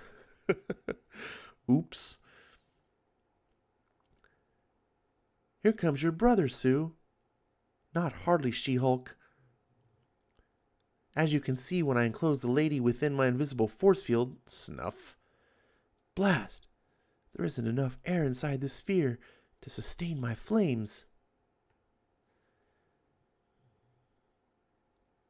If I don't bust out of here pronto, there won't be any to breathe.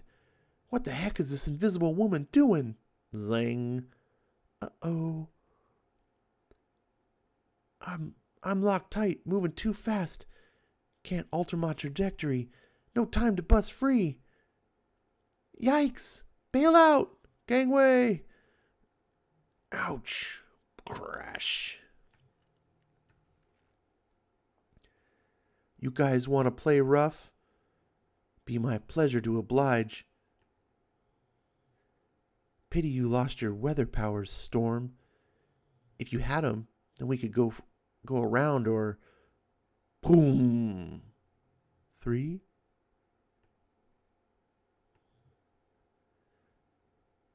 I had no wish to damage Fantastic Four property, but this battle must not be allowed to continue. Magneto, wait! Our son is aboard that plane! You madman! You haven't changed a whit from your days when your sole desire was to rule the world. I was a fool to believe you had reformed. Mommy, Daddy, Franklin, thank heaven. I'm okay. My new pal Lockie came and got me when everyone started roughhousing. Boy, you grown-ups are all a bunch of stupid babies. You ought to be ashamed. Kitty is fizzing away, and this dumb rumpus is making her fizz faster. Hoof, snort. Don't you know she's dying? Don't you even care?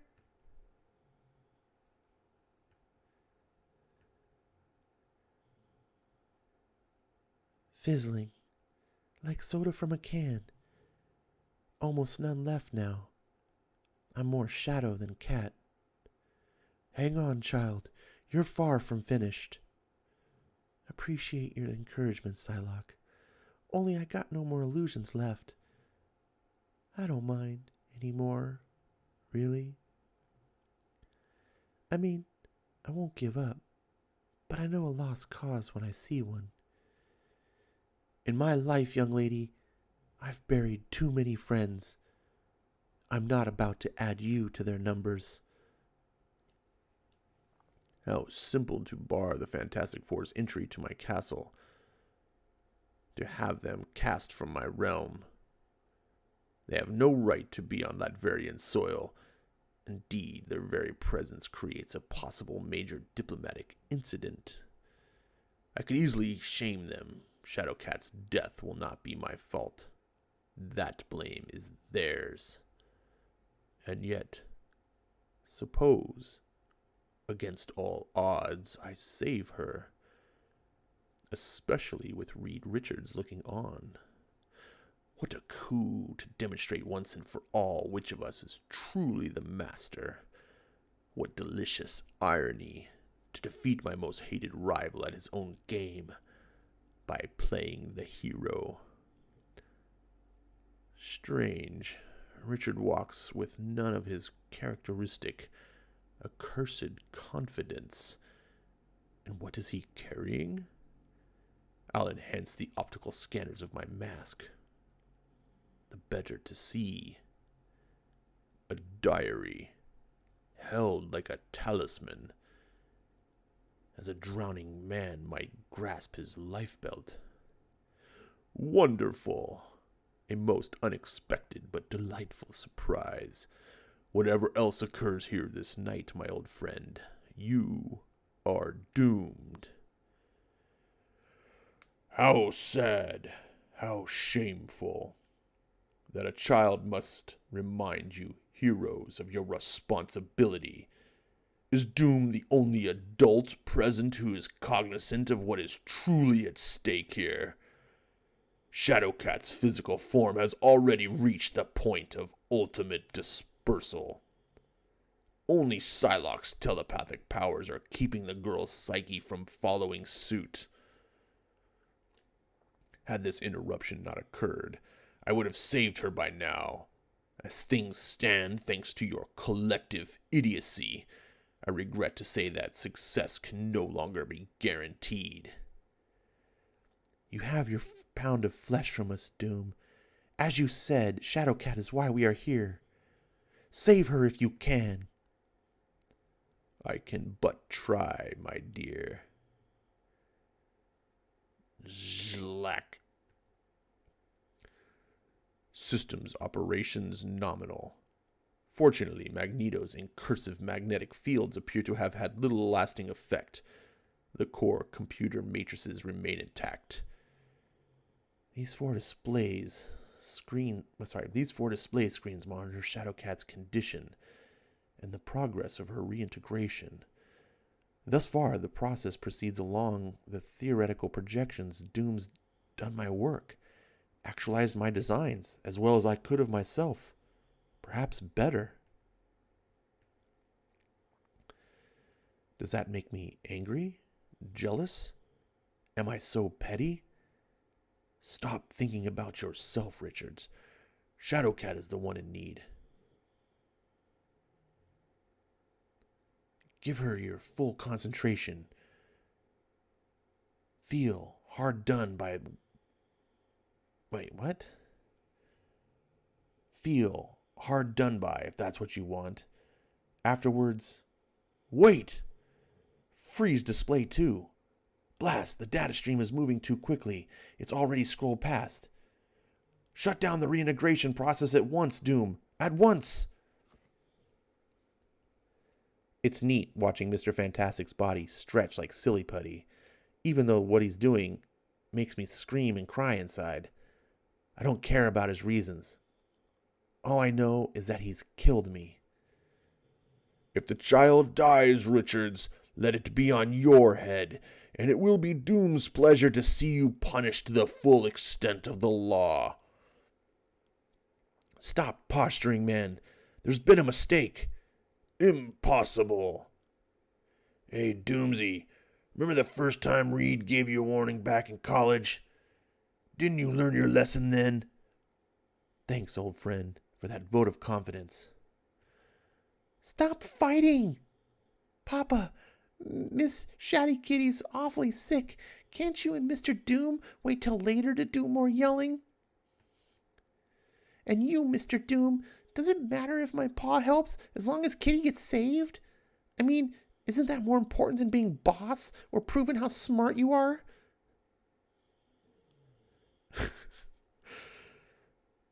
This is a classic. I'm gonna save this 2-panel sequence for posterity. Just Doom looking down this kid. I love this. This is great. I saw no anomalies, Richards. Explain yourself. The reintegration process allows for Shadowcat's wild genetic structure, but evidently, the specific interaction of the device and her phasing power generate an ongoing feedback. Infinitesimal at first. So small it seems irrelevant, but as the process continues, the feedback increases exponentially, eventually reaching the point where no amount of force can overcome the built-up submolecular resistance, destroying the organism. Doom, your displays, they're spouting gibberish. The bubble memory matrices appear to be more vulnerable to Magneto's actions than I anticipated. The disruption is complete and irreparable. There's still a chance. If I plot the reintegration myself. Perform all the calculations in your head? Instantly with no margin for error? Impossible. Not even Doom's incomparable mentality is capable of such a feat. Whatever you're gonna do, or whatever you're gonna try, do it now. I'm losing her. My brain created this machine. Supposedly it can solve this problem, but I had missed that feedback anomaly. It's the sort of thing that can't be predicted, only discovered and dealt with through experience, just like the cosmic rays that transform Sue, Ben, Johnny, and me into the Fantastic Four.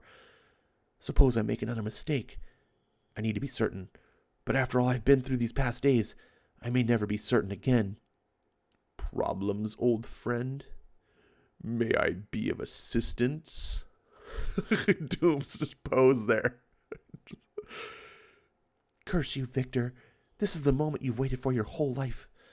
You finally have Reed completely at your mercy, and you're loving it to the hilt. Try as I might, I can't drive that accursed diary from my thoughts. Sue, you said I couldn't have written it, but you're wrong.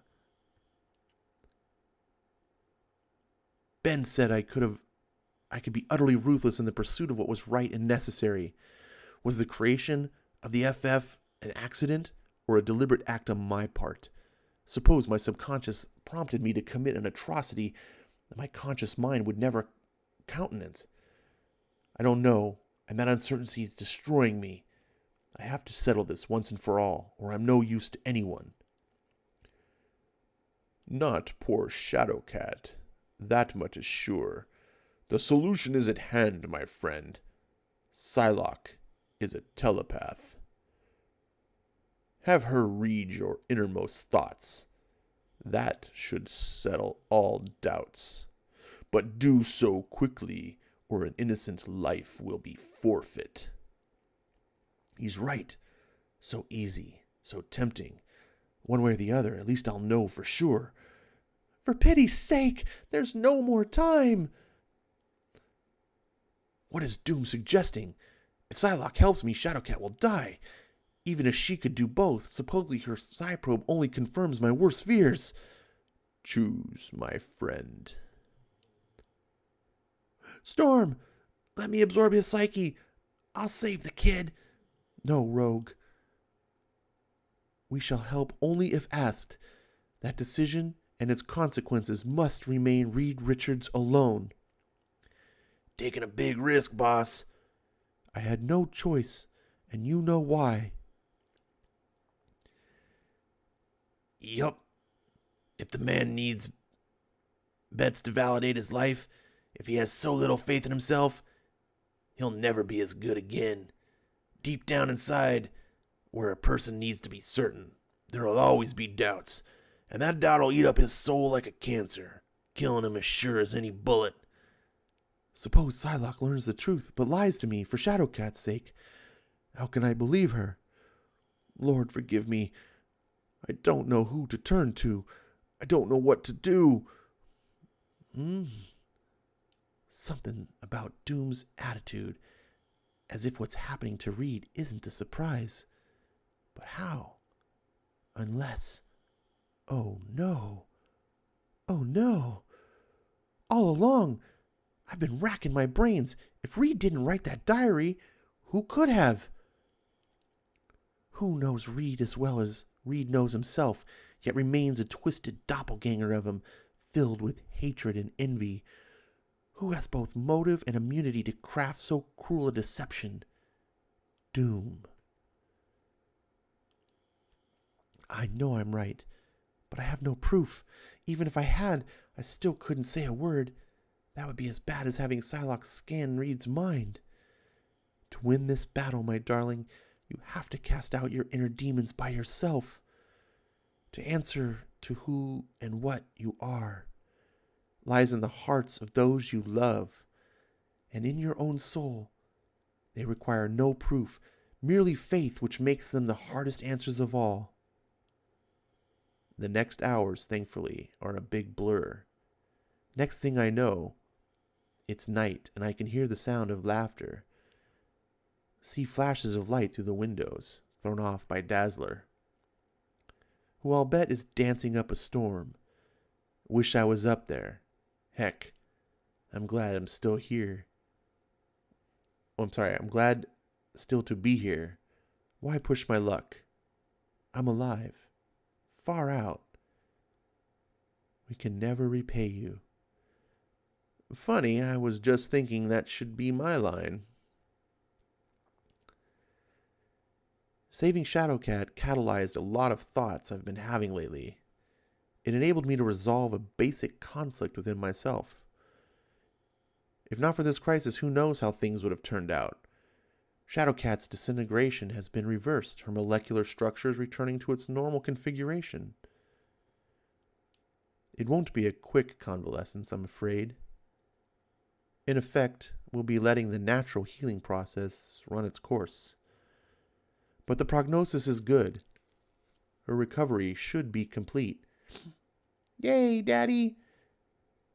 My mistake, and Doom's, was in trying to rush things along. Fortunately, that error was correctable. How blithely he forgives. Everyone but himself. Under the circumstances, Victor, you're behaving with uncommon good grace. Even a gypsy's son, Susan, has some small awareness of the rules of hospitality. Oh, sorry. God, this lettering is weird to me. It's so different than how it would have been done modern times. Even a gypsy's son, Susan, has some small awareness of the rules of hospitality.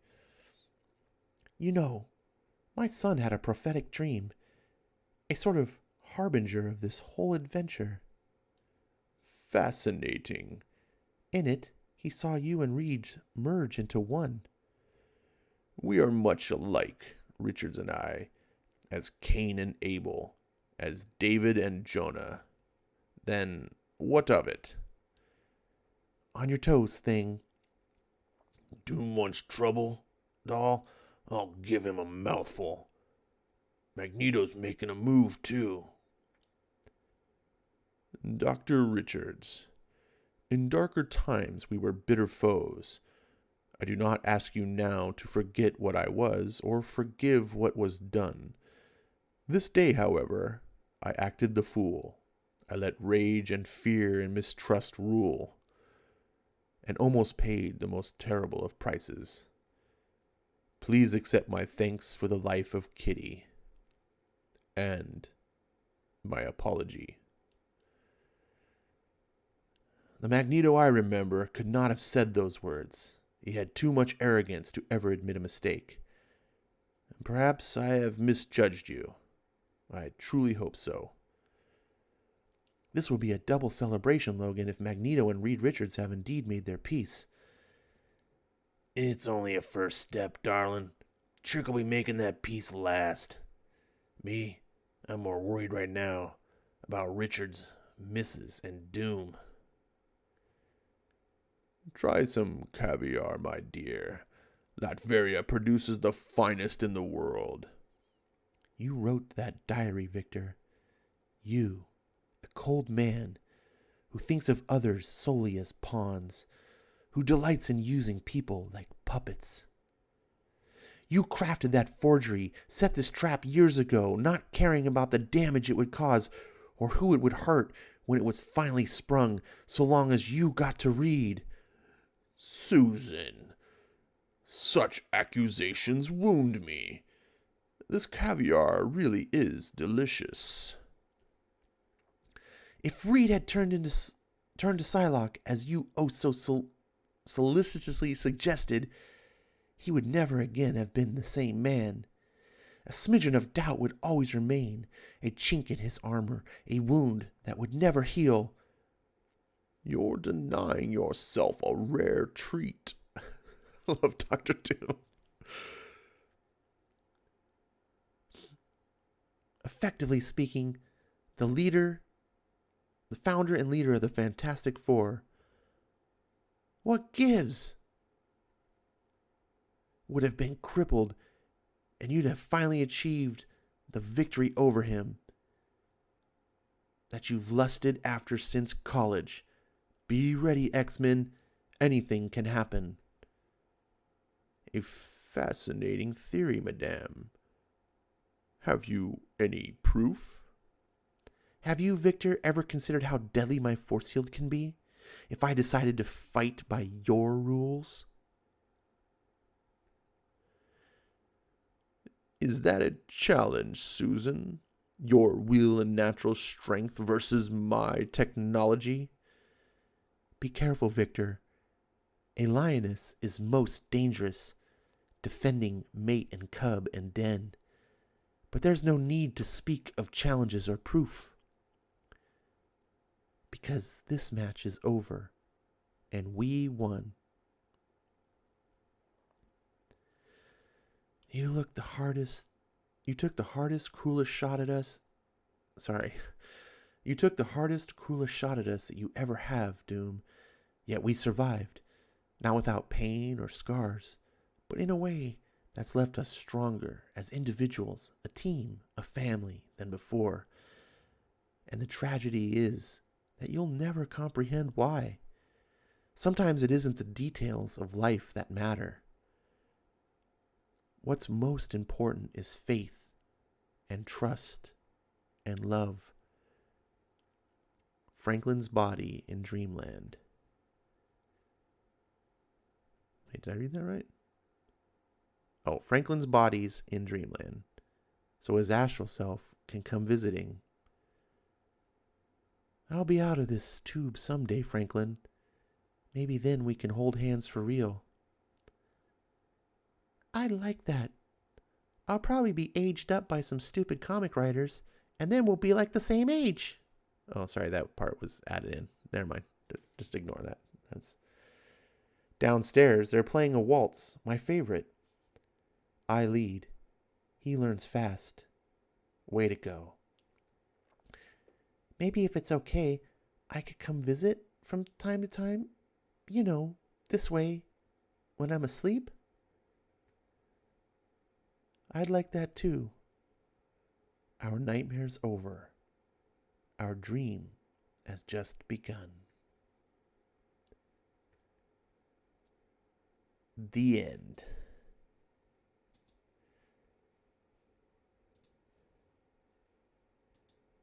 Whew, that was a long book. Meaty. Chris Claremont gives you your money's worth, I'll tell you what, when reading a comic book. This has been a long stream. See, we got anyone here? All right. Where was I? Dun, dun, dun. Wow, there's been a lot of comments. Gonna have to skip some. Let's see. Start with Moran. Yeah, Claremont likes putting female characters, even an almost 15-year-old, into near naked situations. Well, I mean, it's all covered up. There was nothing sexualized about it, and she was naked. But the rogue part was probably a little, what's the word? Titillizing? I forget if the right word is. Breen was here; he'd correct me. Kitty Pryde is underage in this comic. Well, she's underage forever. What did I? Oh, Hellcase, is it wrong? A ghost kitty looks kind of hot. Yeah, I mean, if you like cuties, because what this is, they don't really draw her. I mean, when it's a drawing, you can't tell. You only know her age, but she's definitely got a full female figure. It's not like she's got a kid figure. I don't really get jollies off of drawings anyway, so I don't know. It's kind of, let's see. Just pretend we didn't get into this discussion and keep going. Reed and Doom littering the campus with their calculator tapes. She-Hulk used to look like a female and not a man like Carl Manvers. Yeah. You see how it's interesting, though, this old portrayal of Rogue from the 80s?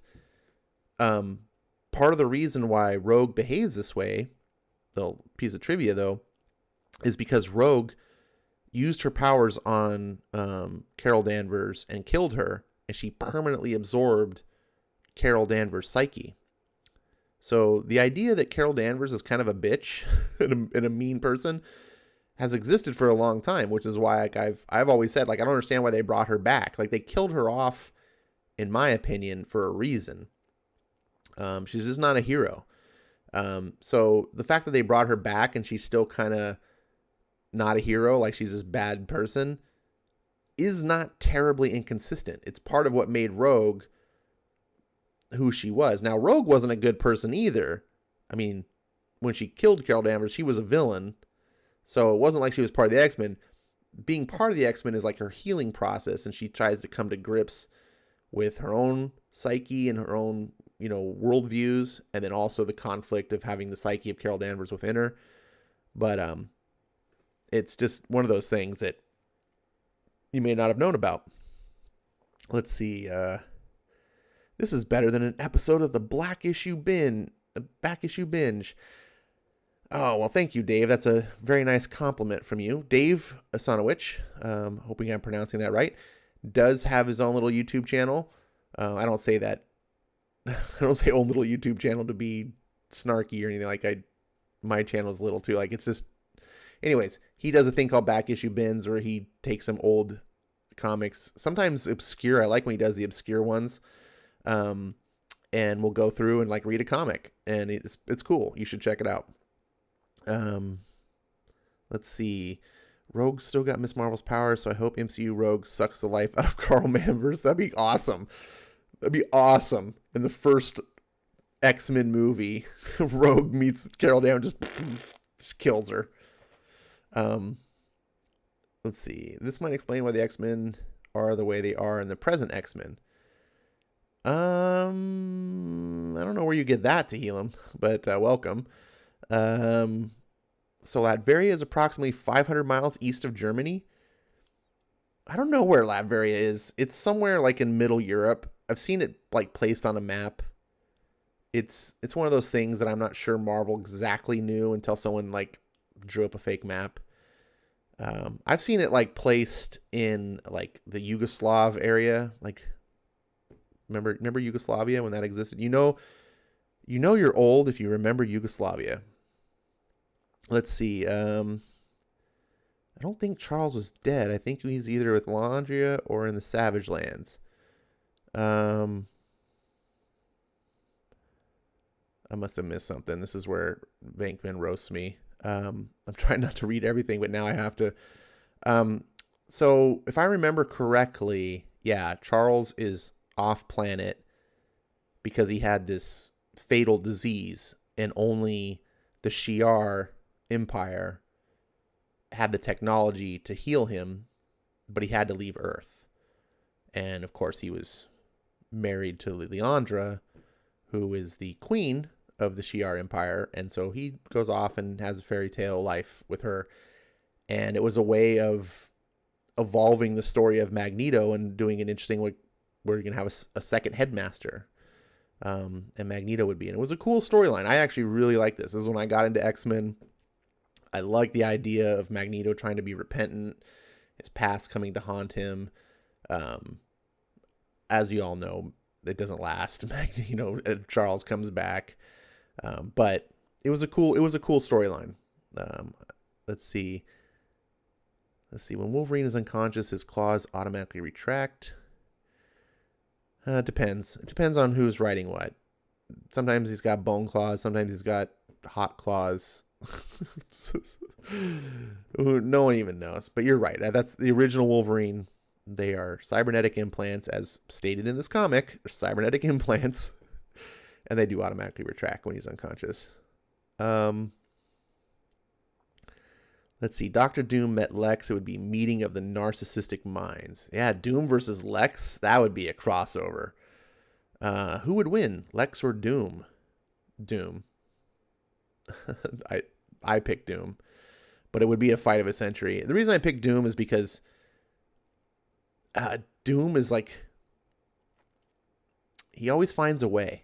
I mean, remember, Doom beat Thanos when Thanos had the Infinity Gauntlet. Doom beat the Beyonder. Like, Doom isn't... Lex Luthor is like Doom without any power.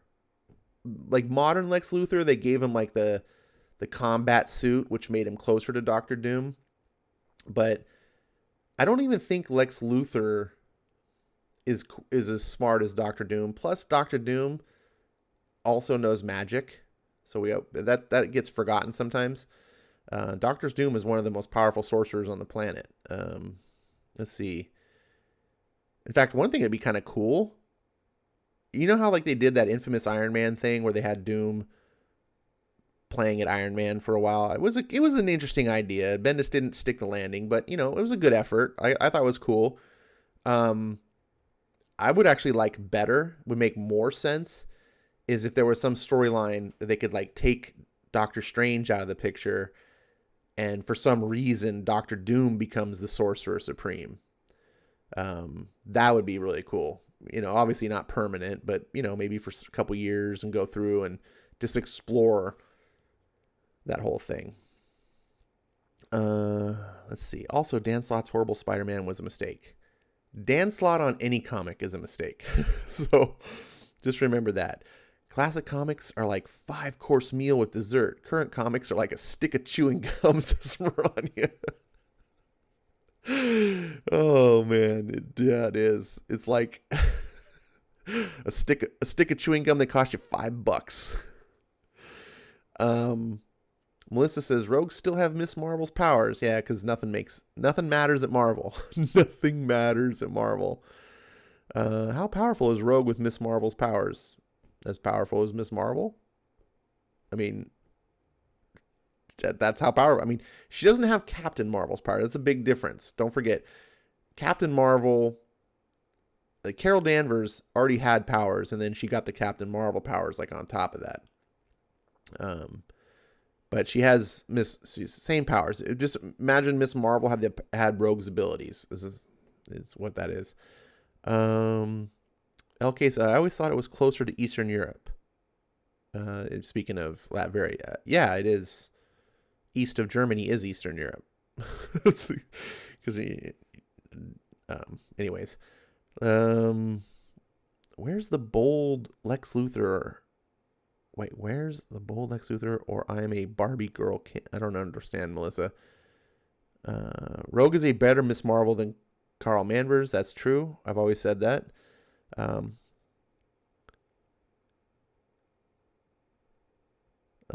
Doom became a god king of Battleworld. He did.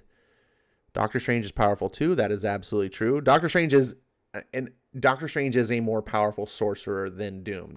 Not saying otherwise. I'm just saying that Doom is one of the most powerful sorcerers on the planet. Besides, you take Doctor Doom out of the, Strange out of the equation. Doctor Strange looks like Vincent Price sometimes when you draw him.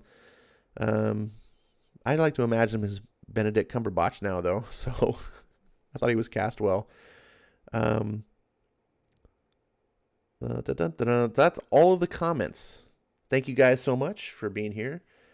And thank you for talking with me and putting up with all my bullshit. And especially when I get all on a political rant. I don't come in thinking to do that. It's all organic based on what the topic is in the chat. And I try to follow what you guys are into. And I know I sometimes lose control or get off topic. That's why we have, you feel free to be like Vankman, how Vankman called me that. He's like, roasting me for not getting on with the show. I don't mind. Doesn't offend me. Vankman, thank you for getting me back on track. I'm sure the other people thank you too. So that's about it. I probably should have done the stream ending soon, way earlier, because I'm going to end it. There was something I wanted to say. I forget. Oh, yeah. Yeah, my final thought. So if you follow me on Twitter, hold on, I need some coffee. If you follow me on Twitter, then you see what I tweet sometimes. Hardy's like, good night, finally. Now, I don't want to suggest this, Vankman, but you could leave anytime. It's not like you're required to be here. It's not like this is a job and you can finally clock out. But I shouldn't probably say that because then people are like, oh, really? We can go? No, but I've been reading this book by Brandon Sanderson, and it's called The Way of Kings. And I'm a big Brandon Sanderson fan already. Well, I guess kind of big. I haven't read tons of his books. I've read 2 trilogies of his, the Wreckers trilogy and the Mistborn trilogy, and both of them are astounding. First one, Reckoners, is a superhero, well, super powered people story because there's no heroes. It's kind of like the Reckoners is kind of like, imagine The Boys, and imagine that like the superheroes and the boys, like all of them, they just keep getting worse and worse. And then they just finally start turning on the people and just annihilate, and then the government goes, we got to like stop these superheroes. And it becomes World War III. And then there's an apocalypse where humanity loses and superheroes rule this post-apocalyptic world. That's the Reckoner series. That's a story that's based on the idea that this event happens called Calamity, and it's basically like a red star that appears in the sky, and they just call it Calamity. And ever since that star appeared, people start having superpowers.